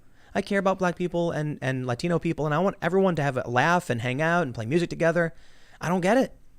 You know what, man? I am not conservative. And as much as it's crazy how the left tries to frame it, and I think it really easily comes down to for one, abortion issues. Like, I'm very clearly liberal on so many of these issues that have been historically aligned with Democrats. But the left has just jumped off the cliff. And I say it enough, but it's true. And so now when I see people like, Julia, we know you're ignoring that Asians exist. Like, this was the primary target of these universities because the largest proportion of people who were going there were Asian. Yeah. And guess what? The best part is Asian doesn't just mean one race. These people are so racist. That is incredibly racist. Okay, let's play a game. Okay, Filipinos are Asian. Mm-hmm. Chinese people are Asian. Mm-hmm. Indians are Asian. Oh. Yeah. Malaysians, and I mean, some people would say Pacific Islander for some countries, but no, like it is an eclectic, diverse region that what people don't realize when it comes to how they actually chart whether you're Asian or not, Indian immigrants are one of the highest proportions of people who get into these schools, and they assume it's all like, Asian is in Chinese or something. That's what they see in their head. And you get things like Joe Biden, when he said the average person can't tell the difference between, someone from Korea or China or something. I can't believe, I'm like, have you ever seen these people, dude? Like, yeah. What are you talking about? To me, Joe Biden erasing like the presence of Indian people and Indonesian people and Filipino people is kind of shocking, because I would never do that. And they call me racist all day and night, but I actually care about Asian people going to Yale. That's significant. It really annoys me to like beat the dead horse that we know the Democrats have adopted racism as a strategy to try and win. And I wonder if what they're thinking is racists exist in all races. Right. They, I know this personally from visiting South Korea and from having Korean family. They're really racist. Yeah. Like they're not just racist against other Asian countries. Like they're racist against everybody. It unites us. We're all just kind of racist. It is changing. So I visited South Korea, and it's really fascinating. I've been told outright by many people who are like probably Gen Xer, Boomer, that if I actually grew up there or tried to live there, I'd be treated like a second-class citizen. Oh man. I'm not. I understand. I'm mostly white and all that stuff, but I have family history in Seoul and in some other towns, and they were like, no way. They're like ethno-supremacists. It's changing with the younger generations. So I don't know. I don't want to pretend like I know everything about the country because I've only visited it. I've only been there, I think, one time. And I didn't spend an extended amount of time there. And even, my mom is born and raised in America. But that I've been told this by regional experts, journalists. And when I went there, like they're like super racist. And Japan is too. I have heard that. Yeah. And so we end up with this story I highlighted a million times because this to me, California Proposition 16, repeal Prop 209 affirmative action amendment, was like, I didn't believe it. I didn't know it existed until they'd already voted on it. And then it was Tucker Carlson who brought it up. And he straight up said they voted to repeal civil rights legislation from their constitution in California. And I went, there's no way that's true. There's gotta be a joke, right? But I don't think Tucker Carlson's a liar. He does his homework. I might disagree. He's had some questionable moments, like when it came to pot legalization. And there was, what was it? He had somebody on, I can't remember. There's been a few moments where I'm like, come on. Yeah. But for the most part, I think he's the best guy on TV. I really do. Yeah. And I think even if you disagree with him, he's a general populist. And it's crazy how I say this, and all of a sudden the left screams, and they take a screen grab of it, and they're like, Tim is praising Tucker Carlson. Tucker Carlson's far right, blah, blah, blah. It's like, he's not. Not really. He's not. Did you see that exchange between him and Hannity? When he was like, yes. Companies profiting off of a pandemic? That was so weird to me. I was like, I kind of knew that about Sean Hannity, although I have independently limited my exposure to Sean Hannity as much as possible for obvious reasons. But seeing that exchange between him and Tucker was like, oh my gosh, Tucker's dude. face. Oh. Because he's like transferring the show, and Hannity goes, these are Fox News personalities, most of you probably know that. Hannity is like, if a business wants to provide a service and they make good money off it, well, so be it. And then Tucker did the brow thing, where he's like, looks at the camera, the and he's like, thing. The Labrador thing. Yeah. This is what you can show your friends. California Prop 16, repeal Proposition 209, affirmative action amendment 2020. They say, a yes vote supports the constitutional amendment to repeal Proposition 209, which says the state cannot discriminate against or grant preferential treatment to persons on the basis of race, sex, color, ethnicity, or national origin in public employment, public education, and public contracting. To be very, very clear, it's specifically about state level, public employment, education, and contracting. They call it the Affirmative Action Amendment. I believe that is unfair because all it does is strike this language that stops the state from discriminating. However, repealing it would allow them to do affirmative action. Me, I don't care. I don't care what you call it. I don't care what you think it's going to do for you. When I this right here should be more than enough for anybody to be like, how is this literally a thing? Yeah, that's kind of. Do they listen? We recently had a Supreme Court ruling saying that sex meant gender identity and orientation. Will that impact what this legislation means now? Better believe it. So does that mean that in California, if they repeal this, there can be a public job announcement saying, straight white men only? Of course. And it would be legal. Yeah. Yeah. I show this to my friends. They don't know it exists. And what's going to happen is come November, it's going to be on the referendum. There's going to be a referendum for it. Mm-hmm. And then people are going to be like, oh, affirmative action, and then they're going to boop. Yep. And there it is. They say California is a few years away from. They're a few years ahead of the rest years of the ahead of country. us. Yeah, yeah. Right. And I found this to be true. I mean. Almost all the time, unfortunately. They banned Uber. Yeah, dude. So Uber, for those that don't know, I think Uber is done in California. Yeah, because of the gig workers. They're trying to make Democrats. equal rights for gig workers and canceling people's jobs and livelihoods. Like first it was the journalists, right? The freelance writers.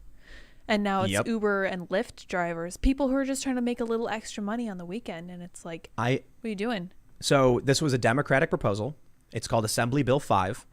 It limits gig workers. It was pushed heavily by unions.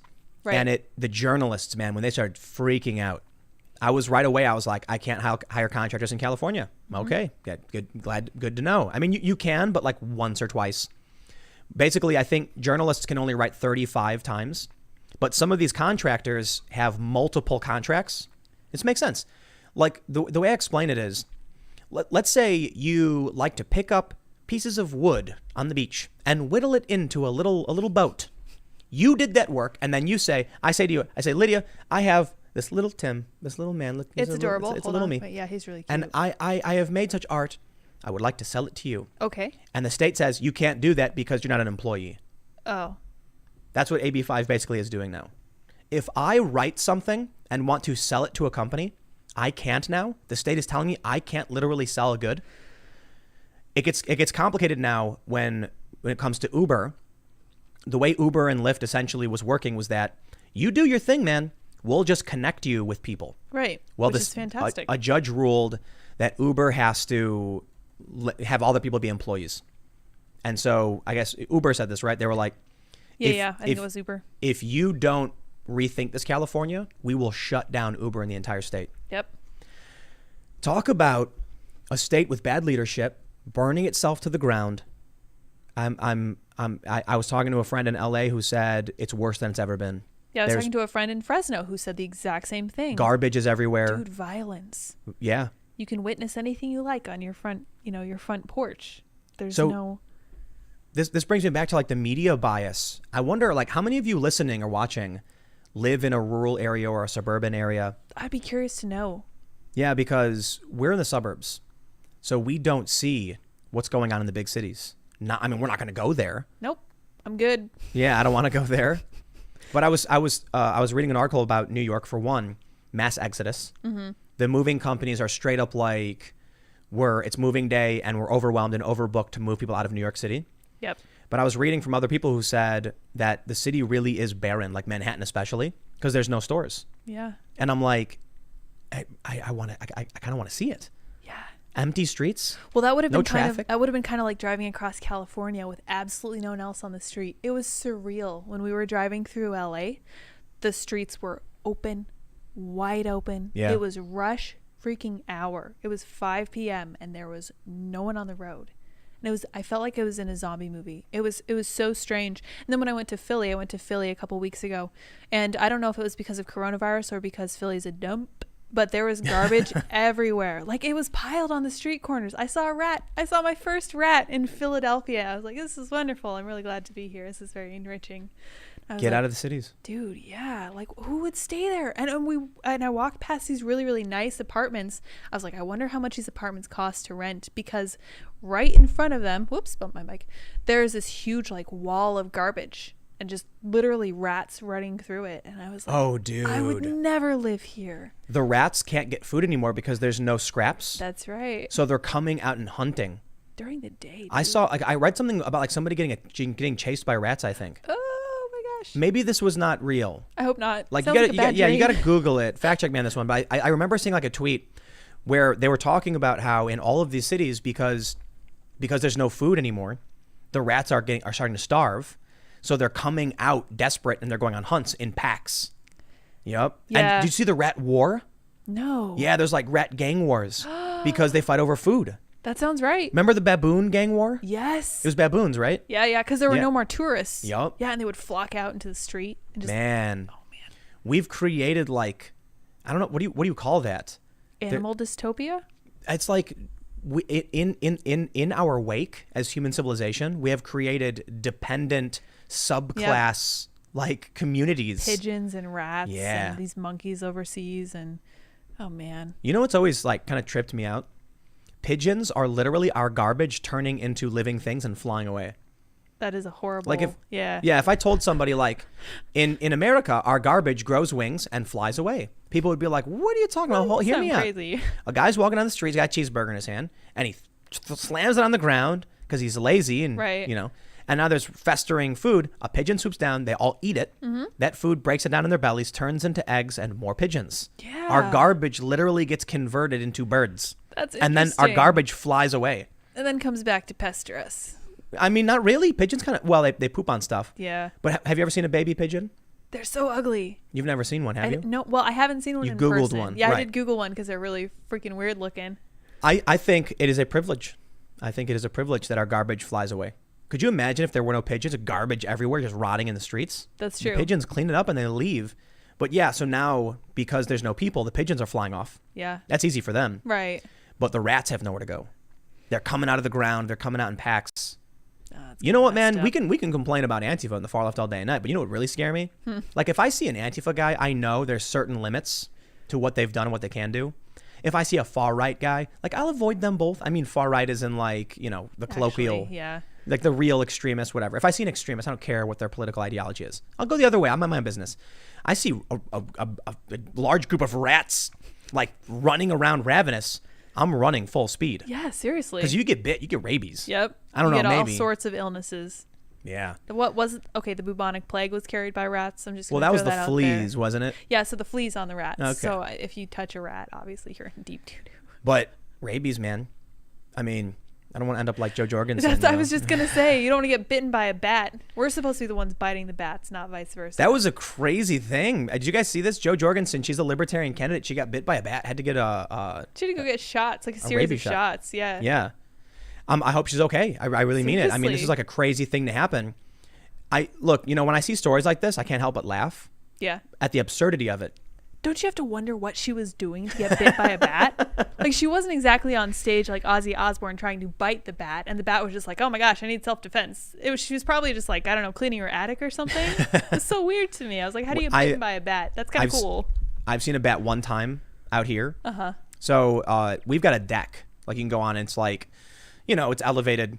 And I've seen like they're kind of weird when you see them. You think they're birds at first. But they fly weird. It's dark. They Yeah, they flop fly. around. Yeah. Kind of weird. And if they bite you, you gotta get a bunch of shots in your stomach or something. Yeah, Is that what happens? those are the rabies shots. Have you ever Your seen that stomach. happen? I have not seen that happen. Do you know how it works? Yeah, so I didn't work in a doctor's office. I would see the nurses administer some of the shots. I mean, and you would go and get shots from the nurses, charge nurse and doctors who were there. But I never saw a rabies shot administered. Some of them you got to get in your butt. Sounds horrible. For rabies? No, not rabies. Rabies is the stomach, which Your stomach. also awful. We're like into your stomach. Like literally, I not don't like think your belly. into the Like organ. I think Okay. it's into the adipose tissue there, as far as I know. So Weird. your belly fat, I believe. Fact check me on this man, one because I'm glad not- we have these vaccines, dude. Rabies is scary. I am too. But People it think sounds it's like awful. they think it's like a zombie thing. It's not. No, You- that'll You mess can't up. swallow. You Yeah. keep spitting. You start convulsing, I think it dehydrates you really bad. Yeah, Messes 'cause you your can't swallow. electrolytes. Yeah, and absolutely. then you get foam. You get foaming at the mouth. You do not want to get bit by a rat, man. Don't You get do bit not by a wanna bat get bit by either. a rat. We'll turn you Yeah. into a libertarian. Well, for most of you, you probably know. We'll mention this. Crowder got his money back. He did. Yeah, this is really cool. YouTube will let Steven Crowder run ads after a year-long suspension for harassment. Woo. I think that's BS. I don't think he actually got suspended for harassment. I think they said he straight up he didn't break any rules, didn't they? Well, the thing with Carlos, right? Carlos Maza, Yeah. I think is what they're considering harassment or whatever. So it sounds like classic YouTube nonsense. I don't really know if it was actual harassment or it was just YouTube's interpretation. You know what I think? I think they were like, we have no choice because of the media wave. Yeah. to do something, Yeah. but don't worry, we'll figure it out. Well, I remember thinking at the time, I was like, there's so much pressure on them to do something. Kind of like they're trying to exert pressure on Facebook right now. They have to do something. So they're probably going to like suspend him or whatever. And they sure did for a whole year, dude. So why did they decide to give him his ads back? They were always reviewing him. That's The whole time? That's my understanding is that he had to clean up his act. There were certain things he couldn't have on the show, but they would reinstate him. And it's because it is interesting. He didn't break any rules, but they were like, it's a rock and a hard place. Yeah. I think they should have stood firm, but there's always there is a legitimate challenge when, like, if somebody came to me and said, we are going to shut down your entire business completely, unless you do one small thing, you'll find a lot of people would say yes to it. Like for me, for instance, I won't say the name of the creepy whistleblower guy because they'll delete the stream instantly.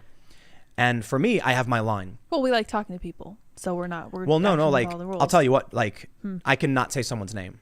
I'm like, whatever. Right. But like, when it came to, I did a segment on masks and like hydroxychloroquine and stuff. And I'm like, if they ban me, they ban me. Like, I swear to God, like I have my limits. If the news is legit and it's certified and we've got doctors, I'm saying it. You know what I mean? And maybe they'll give me the X. But I think what's happening is YouTube is saying, listen, man, everybody will lose their monetization in an adpocalypse unless we do something. So you can jump on the grenade or adpocalypse. Right. And I think YouTube said, that's what we're going to go for. I completely disagree with this, with doing these things. Right. I think, there are lines and limits. Like if I don't say a guy's name, I can still let you know that there is a name you can't say. You can Google this, and it has to do with a CIA whistleblower and Ukraine, and now you'll find the person, and you can then investigate yourself. If I get myself banned, I can't tell you that. However, I will never withhold vital and important news, even if it means the end. YouTube deciding I can sacrifice an individual because we're scared for the collective, to me is how you get into authoritarianism. Yeah. So Crowder, who broke no rules, gets negatively impacted, and I'm not okay with that. Yeah, what's that saying? You got to break a few eggs to make an omelet. You're willing to sacrifice a few people to the greater good. What is it, like deontological philosophy versus I think that's what it is, but I utilitarian? haven't really gotten into that very much. Like I think utilitarian is like the needs of the many outweigh the needs of the few, versus deontological, where it's like you must protect the individual because there is no collective without an individual. Yeah, I'm toward the end of that spectrum. I think YouTube was wrong in this. I think Crowder broke no rules, and I would if they came to me and said there's an adpocalypse because of what Crowder did, I'd be like, well, Crowder didn't do anything wrong, so that's your responsibility. And well, you're going to lose ad revenue now. I'd be like, yeah, that's too bad, isn't it?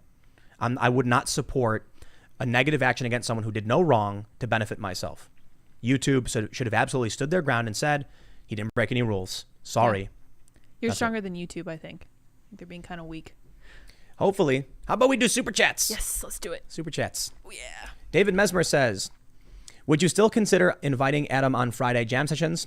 I think that would satiate the actual peaceful protesters in the chat. It makes for a really nice start to the weekend. Yeah, I think there's like, I know a lot of people want like a legitimate deep dive breakdown of everything that happened, and it's really just personal issues. It's not the biggest deal in the world. It's not. I try to respect people's privacy. So we have to see how things go and how changes happen. And I'm sure most of the super chats are going to be specifically about this. So I'll try to I'll do my best to answer the best I can. It's about all I can do. And the super chats are bouncing around, making it difficult. No. Caitlin Robinson says, you guys are awesome. Just so you know, the Justice for Canon GoFundMe has now raised $225,000. Whoa. That's awesome. Okay, that makes me really happy. Definitely. I really like that. I was bummed when I read that it was only a few thousand. I was too. And it's not going to bring him back, but it's going to help his family. That's really neat. The Grizzly says, first off, I would like to say I'm disappointed that in the chat's behavior. Yes, Adam is gone, but he wouldn't like to see you guys acting like this. Anyway, I live in a rural farm. Think I told you this during the Chaz farm. It's all pro-Trump out here. I'd be willing to bet it's pro-Trump everywhere. As much as we're talking about the silent majority, I've not seen Biden signs. I really haven't either. I've seen Trump flags and signs. You better believe I've been looking for him. Yeah. We drove past that little lake again, and guess what is still there in the middle of the lake? Trump. It's really bleached. You can hardly see it. There's a bunch of grass and like lily pads and everything, but you can see it. It's still there. It's awesome. It's a Trump flag. Yeah, it is. It's a Trump flag. It's not a Biden flag. It is a Never swamp. seen one of those. It's not even a lake. The Garden State is taking In over. the winter, you could see the water. Yeah, because everything was dead. And then I guess it's I don't know. It's kind of crazy to describe this because it's not something you would actually you can't get a boat into. Yeah. So what did they do? Just walk across the lily pads at this point. I have no idea how they got You in can't. there. If you fell in that, you'd be under it's a swamp. It's like it looks like gross. it looks like a field. Yeah. But it's it's not. It's It's horrible. And they did it. Raul says, "Keep on rocking in a free world." Great stream. Appreciate it. Man. Let's see where we at. Tankian says, Adam, you need to see our bats in Australia. They are basically flying rabid dogs. They'll take your head off. Man, those things are huge. Yikes, man. Oh, everything's huge there. Let's see. Anthony Zolman says, Adam is the Paul to Tim's John and Lydia's George. These Beatles have no Ringo. Von P says, no Adam, no peace. Say his name. Adam lives matter. Superman, if he wasn't scared of green rocks, says, please, for the love that all of is holy, keep doing the show. There are thousands of people who watch you and count on you to be our voices. You are all important to our community, and the information you provide is worth more than you think. I really appreciate it. We're going to keep doing the show. And yeah. So also, shout out, you can follow me on Twitter and Instagram at Timcast and Parler. Yes. And you can follow at Sour Patch Lids. I think I got to figure out what to point now. There you go. Yeah. That's with an LYDS. Yeah, that's me. And also, for those that want more straight news, so this show is kind of conversational, society, and culture. I think that's actually how iTunes has listed it. Society and culture. If you want the boring news, I don't think it's that boring. I think it's great. You can go to timcast.net. That's my main channel. It's very straightforward. And then from there, it's like my whole network and a bunch of other shows. So I do a video every day at 4 p.m. Then we do the live show later. I actually put up an insane amount of work because I don't sleep or, whatever. But check out timcast.net if you haven't. Most of you probably already know about it. There's more segments up. It's basically just me talking to the camera. But subscribe to my channel. John Hill says, well, YouTube is doing it again. When I tried looking up your videos in my subscriptions, they weren't there, just to let you know. Also, no matter who wins, November 9th is going to be nuts. I don't think we're going to know who wins. This is going to be... That's optimistic. Yeah, November 9th would be awfully earlier than I would be expecting to know. Yeah. Yeah, it'll be crazy. Scott Rogers says, do you remember when we used to dance and incidents arose from circumstance? One thing led to another. We were young and we would scream together songs unsung. It was the heat of the moment. Yes, it was. Indeed. I remember that song. J-Max says, sad to see Adam go, but I'm also excited for him and for you guys as well. Now more than ever, it's important to learn to agree to disagree with friends and family. If we're going to make this country work, we have to be able to live side by side. Amen. And Adam has a channel. It's Timcast IRL on YouTube, and he's got a ton of subscribers, and he's literally here setting up a studio, and you can watch his stuff. El Diablo Local Poco says, neither party has changed dramatically. Only your own perceptions of them have changed. Both are basically in the same positions they have held since the 1960s. Demo media propaganda worked. I don't agree. I don't think so either. There's videos of Bernie Sanders, of Joe Biden, of Chuck Schumer being like, we need strong borders and a border barrier. Brothers proposal. Yeah. What? Who is that Bernie? I don't see anybody like that anymore. Who's that Bernie? You're breaking my heart, Bernie. I think Bernie, he betrayed. He betrayed. Money. He's a betrayal. Trump, you know what's funny? I was never on Trump's team, but Trump didn't betray his positions. He didn't. No, I think he failed some of them. Yeah. But I think he's stayed true to what he said he was going to do. Yeah. He said, I want to build a big, beautiful wall. Well, he got his barriers in key locations, and he improved a lot of it. So I'm like, I got to admit, I don't care about the wall. It's never been an issue for me. There's so many other ways to combat illegal immigration. It's not even about that. It's like, I understand how it benefited the economy, and I started to recognize, like, oh, I get it now. I understand what he's doing. Right. It wasn't a key issue for me. Maybe it should have been. And I think what ended up happening is, I'll tell you what, where the Democrats messed up is opposing their own positions and then me questioning why it is they were mad about the wall in the first place and then reading about it and being like, oh, that makes sense. When they could have just been like, we've always agreed with this too. Yeah. Hillary Clinton said we need a border barrier, I remember I came up with so many videos of them talking about this stupid border wall. And so if they came out and said, Trump wants to build a wall, it's a little bit out. Like, imagine if Hillary Clinton stuck true to the border barrier and said, a wall, we want to build barrier fencing that's practical, reasonable, and cost effective. Right. You're going to build a big giant wall, like, by all means you do it. It would have sounded a bit more reasonable. And I think the problem the Democrats have is that Donald Trump has moderate positions that most Americans agreed with for a long time. And the Democrats chose to oppose them instead of offering up a better take on them. Yeah, that's why I think like debate is essential because it's died. They didn't offer good ideas. I have an analogy for you. Yeah. Imagine Donald Trump walks in and he goes, "We're going to order a double pepperoni pizza, the best pizza." Yeah. And you go, "Man, I don't like pepperoni." So the Democrats go, "Then we hate pizza. We hate pizza too." Like, wait, I know, I don't like. Whoa, hold on. No. I just want, like sausage. Yeah. You know what I mean? Or like tomatoes and, Canadian whatever. bacon. I don't know. Yeah. Like I didn't say I didn't want any pizza, but they decided to go the extreme route. It's like a stupid thing to do. Yeah, I don't like it.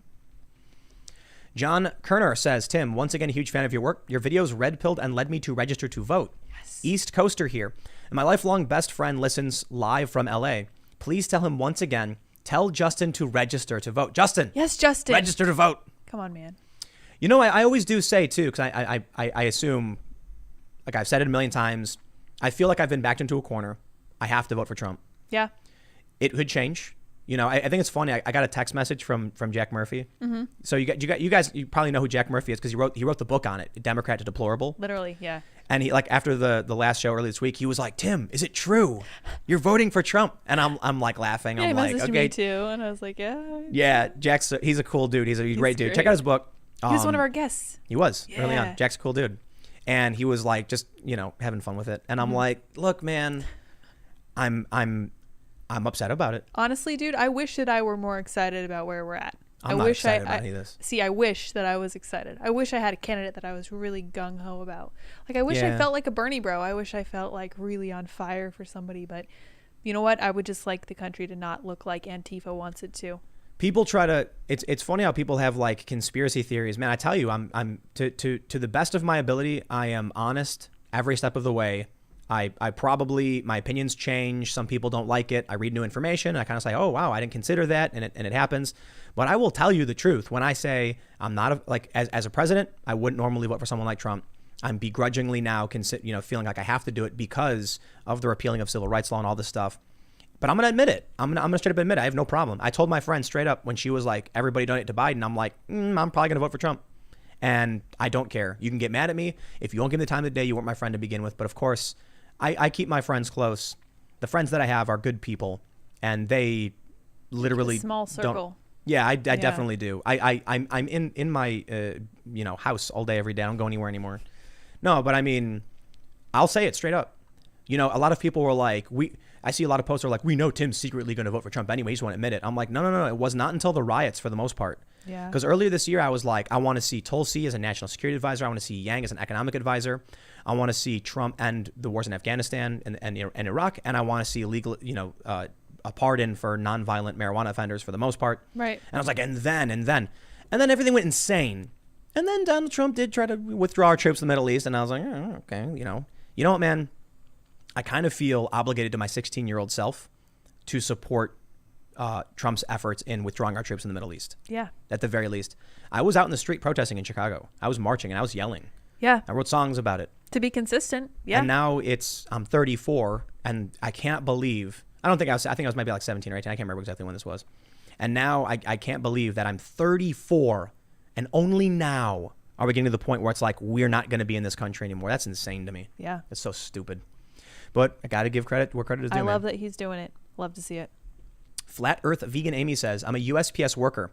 What's the deal with Trump versus Post Office? They blame Trump, but USPS is to Amazon as Blockbuster is to Netflix. Post Office leaks money. Antiquated. I'm conflicted. I don't know completely. My general understanding is COVID. Like, there's a budget shortfall for everybody. And they want Trump, I guess, to give them more funding. Yeah, it's part of their coronavirus relief effort.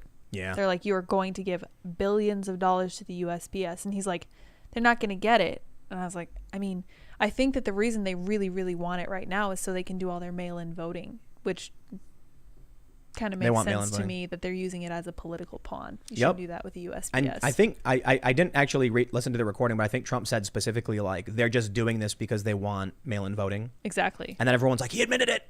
It's like, yeah, but so what? I went and found that article and I clipped the direct quote of what he had said. And it was not what they're saying in the headlines. Right. Given the full context, he's talking about how this to him seems like a bargaining chip for them, which it shouldn't be. He's like, this isn't going to work for us. Like, we need to figure some other compromise out. It is a fact The Democrats are dangling food over people who are starving and in need. They're dangling over them and demanding like voter stuff and like they want to remove voter signature verification. Yeah. And voter ID. Yeah. And so what they're doing is they're going to the Republicans and are saying, see all those angry, starving people? Well, if you want them fed, you give us. We want to ban signature verification. What? That's an essential part of feeding hungry people is banning signature verification on ballots. Just go with it. I feel like this is how it's been reported, okay, by multiple outlets, and I'm sure there's probably some nuance to it because I know there's a lawsuit that says it's not that they want to ban it; they want to open up the opportunity to fix your signature. Mm-hmm. But either way, I'm kind of like, what does that have to do with giving people unemployment checks so they can pay their rent? Nancy Pelosi was talking about how essential it was, how this couldn't wait, how people are depending on this. And now they're taking recess till September, till Labor Day. Oh, yeah. Totally inconsistent. They don't care. They don't care at all. I hate it.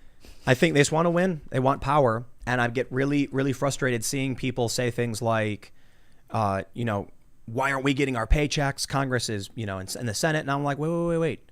Trump is saying straight up, we're going to get you this stuff. Now, to be fair, Republicans wanted to axe the bonus to $200. Right, yeah. I'm sure that would make people angry, but I don't think there should have been a bonus in the first place. Right. I have to explain this to people. I'm like, you realize they said 100% unemployment guarantee plus $600, right? That means no matter how much someone pays another person, they're going to make more in unemployment. Right. That's like designed to fail. Right. Like, what were they thinking? Even $200.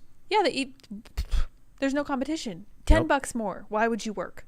Yeah. Seriously. 100. Make better money. $100 hold on. more. Yeah. No. No bonus at all. Why would you work? Yeah. What's the point? If someone came to you and they were like, you can work 40 hours a week for $600, or you can stay at home and we'll give you full unemployment benefits for the same salary. Play video games. They're gonna be like, I'll take it. I'll take man. this. I'll take the money for nothing. We saw the stories, man. I don't know the solutions. I'll tell you this: if we're gonna give people a bonus, then so be it. Let's do it. But I think it's fair to point out the Republicans wanted an FBI building and they wanted like tanks or something. Yeah. I don't know. There was a bunch of war stuff. I tweeted about it. I was like, are the Republicans preparing for a war? It seems like they might be preparing for something. A lot of people were like, this is so weird. Why would they do this? It's a waste of money. And then other people were like, I watched Tim's content, so I think he's talking about China. Yeah, I think he might be talking about this thing. I've seen Republicans say the FBI building makes sense. Yeah. Maybe I'm getting this wrong. Am I confusing this with the other bill? I think it was their COVID relief bill. Yeah, I think so. Yeah. So this was their thing that they were kind of. I'm not gonna. I don't like either party. I tell you what, but the voter signature. I'll tell you what. Look, there's a reason for an FBI building. There's a reason for tanks or whatever. Sure, fine, whatever. To me, it's silly and it's worthy of criticism 100%. But removing voter signature verification is like saying, we'll give you food if you let us cheat the election. 83 days till the election, dude. They want we don't have time for this nonsense. So dumb. Maximum Casey says, Adam or no Adam, I will continue to love and support the show. I am saddened by this turn of events, but you will not get any beef from me. Side note, I was using NordVPN and YouTube changed my currency to GBP. I wasn't even connected to the UK. That's interesting. That's weird. A VPN or something. Nick Ellie says, one of the reasons Adam is so admirable because he did what everyone needs to do. Speak the truth and take responsibility for the consequences. Good luck to him and the rest of you at Timcast. And he does have his own channel, Timcast IRL on YouTube, where he's going to be doing his show, and he's still here. Literally, we just had pizza an hour and a half ago, and we were talking about Trump and stuff. So by all means, we'll see how things roll. Steven Rodriguez says, love what you're doing here, Tim. Love Adam too, but still support the show. Appreciate it, man. Thanks, man. Let's see what we got in the Super Chats. Bradley Ledoux says, can we add all the names of innocent children who have been murdered during the past few months? It's horrible how the mainstream media has ignored them all. But you know what, man? There is media that's not ignoring it. Yeah. There are conservative outlets. You know who's really good about this is Terry Crews. Terry Crews even is if awesome. no one else reports on this, he was tweeting out the list of, say their names. Wow. There's just little black kids who'd been shot. He's like, their lives matter too, man. Nobody's talking about them. Because it's all political. Dude. It's funny when I see I'm losing friends, to be honest. Oh man. It's not like there's not been a point where I've ever said I'm not your friend anymore. Right. Or it's been said to me. But I'm telling you, when I see a friend of mine post complete fake news, support looting and destruction, I'm like, what has happened to you? When did you become the person that championed pain and suffering? For what? Yeah. I get it, man. There's problems in this country. But how can you go from saying, I understand there are problems, let's try to make life better for everybody else, to cheering for looting? I don't get it, man. There's an image of an immigrant family hugging amid the rubble of their bodega, their so corner sad. store. Yeah. Yeah, man. Do their lives not matter? Seriously, because Right. you just destroyed them. Or the people who have a small restaurant in Chicago, windows busted out, door busted out, having to. Yeah, I remember the guy in Minnesota, the guy in Minneapolis who had his bar completely destroyed before he even had a chance to open it. Like, We raised them $1 million. yes, we did. It was awesome. I really enjoyed that story. I wish I could do every GoFundMe, everything. Me too. But when I saw that story, dude, there was a guy in Minnesota. He's a firefighter. He's a family man. He was just like the American dream. Yeah, And seriously. he opened his own bar, and they destroyed it. And then when he came back the next day, they burned the building to the ground. So it's beyond just. And they were like stealing his safe while he was coming in. Talk about brutal. Well, the dude raised over $1 million. I don't care what he does with it. He can buy Seriously. himself a pony and go, right around the countryside. I just want him to be happy. Right. Because it breaks my heart to see someone work so hard, play by the rules, and then get, shortchanged by these, just to have everything just torn, just destroyed in front of you. Yeah, for no reason, for nothing. And I'll tell you what, I feel similarly to a lot of these kids who rack up student loan debt. You got a bunch of young, dumb kids, and they're being told by everybody you have to get out loans. They go into this stupid college system, and now they come back out with indentured servitude, and they don't know what to do. And what do you think they're going to do? They're going to vote for the commies. Right. Well, you made the point that hard work has never really paid off for them, and that kind of hit home with me. I was like, you know what? You're right. Why would you want to work hard if it's never worked out for you? Yeah. What's even the point? So their only thing is, government will do it. Yeah, like it's just get sad and Donald Trump, man, this guy, when he froze federal student loan interest rates, I couldn't believe it. yeah. I'm like, I've literally been calling for that on this show. Like, this is what we need to do. And you know what? This is kind of like the agreement they just came to today in the Middle East. This is because of coronavirus, and he is actually using it for good things. And I think that's admirable. That's amazing. I think Trump has really been improving. I really I do. think so too. He's definitely mellowed. Yeah, A lot definitely. of the bones I had to pick with him about his tweeting nonsense have really gone out the window. I think he learned. He did. I think he figured it out. Like, Yeah, hey, wait a you minute. can teach an old dog new tricks, it turns out, which is Yeah. great news. Let's see. A Ketsu says, Tim, I love your idea of having average Joes on the podcast. I am a site safety manager in NYC. I travel all over the city, and I could tell you some stories, bro. P.S. I guess now that Adamcast is your competition, you could say it's complicated. We definitely want to do average Joes, man. I was having a conversation with a contractor. It was fascinating. Yeah. The work they do, the bills they pay. Like when I was talking to this guy before COVID, telling me how like it's been the greatest year of his life. His business is taking off. He's hiring so many more people. That made me so happy to hear. Yep. And That's great. and the people working with him were straight up like they were going to vote for Trump because they were tired of the media. And I'm like, this is crazy. I was like, you're just regular dudes. They weren't on social media. In New Jersey. Yeah, Yeah. This is blue yep. state, default liberal. I think too much of our media landscape is dominated by people like me and not people like you. And now, How do you mean? Because you're pretty centrist. Like you're pretty no, moderate. we're politicos. Yeah. We are all, even everybody watching right now, we're all relatively politically active. Like if you come to a show like this, Yeah, you're paying attention. right. At least a little bit. Or want to pay attention more, Yeah. So I think there are people that get shut out, regular people. Yeah. The original idea for the show was to talk to regular people around the country. Once we move, I'm going to try and book, I say regular people, but yeah, it's going to be like a project manager for a building company. Yeah. And, they'll probably be relatively politically active. I'm not Right. going to grab a random guy who's going to sit there and be like, I have no idea what's happening. What am I doing here? Well, I think any business owner you could talk to is paying some kind of attention. Right? But even activists too. I'd love to get like a politically active activist. One of the challenges with having someone who would be like a far left activist is that it would be very adversarial. Yeah. We could probably have a good conversation, but I kind of feel like everyone watching in Super Chat and us would be like, oh, that's actually incorrect. Here's the source. Right. You're wrong. Here's, I'm going to right? set you straight, which is kind of, it's not really a good conversation. You Right, wanna- right, right. But I think we could absolutely find liberal personalities, not personalities, but like liberal individuals who could make a good argument. Yeah. I just don't think, I don't think they'll want to do it because they don't too want to bad. get canceled. You know what I mean? It's too bad. I hate cancel culture. think about how many people are scared to speak up. And I have no problem saying, you know what? I'm probably going to end up voting for Trump. I feel backed into a corner. He's improved a lot. You know what I mean? What can I say? If he didn't, I definitely would be like, no way. Yeah. You know, but he's not that bad. A lot of people wouldn't want to admit that. You know what, man? I don't care. This is what I mean when I say you can cancel me. I'll go down by the river and go fishing. It's like I'll speak what needs to be spoken. I'll be tactful and strategic so I don't get banned unnecessarily. Right. Can maximize what we're doing. But yeah, man. I'm willing to say what I feel. I'm willing to be honest. Yeah. Yeah. Let's see. Malta Linus says, no Adam, no peace. But seriously, I've enjoyed watching the two of you and previously Invisible Lydia, and will continue to watch both of your IRLs. Cheers from the shrunken state of Oklahoma. And Lydia always had a camera. I'm glad to have a corporeal presence now. I'm glad to have a body. I'm glad to not be invisible anymore. I did have a voice. Yeah, there was it was a wishing stone. It was amazing. I rubbed it and a djinn came out. Yeah. And he told me, make your wishes. Yeah. And if I make 3 wishes, the portal of the djinn world opens up. And one of the wishes for Lydia was for Lydia to get a corporeal form. Yeah. And anybody who understands that reference, you are amazing. That was a reference to an old movie, a series of movies. Tell me, what do you want? Just say, I wish. Oh, yeah. I love is Wishmaster, okay? For those who don't know, I love that movie. Yeah, that movie's crazy. DJG says, great job, Lydia. Thanks for filling in for Adam.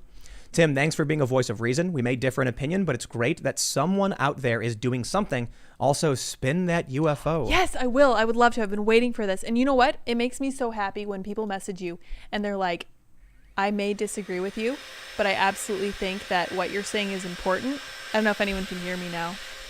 Oh, I don't want to knock it over. Oh, this is my first time spinning the UFO. Lydia has spun the UFO. Yes. It has been spun.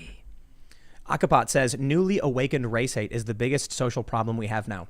The media, aka the cathedral, look up Michael Malice, is totally complicit in this form, in this from decades of pushing lopsided critical race theory.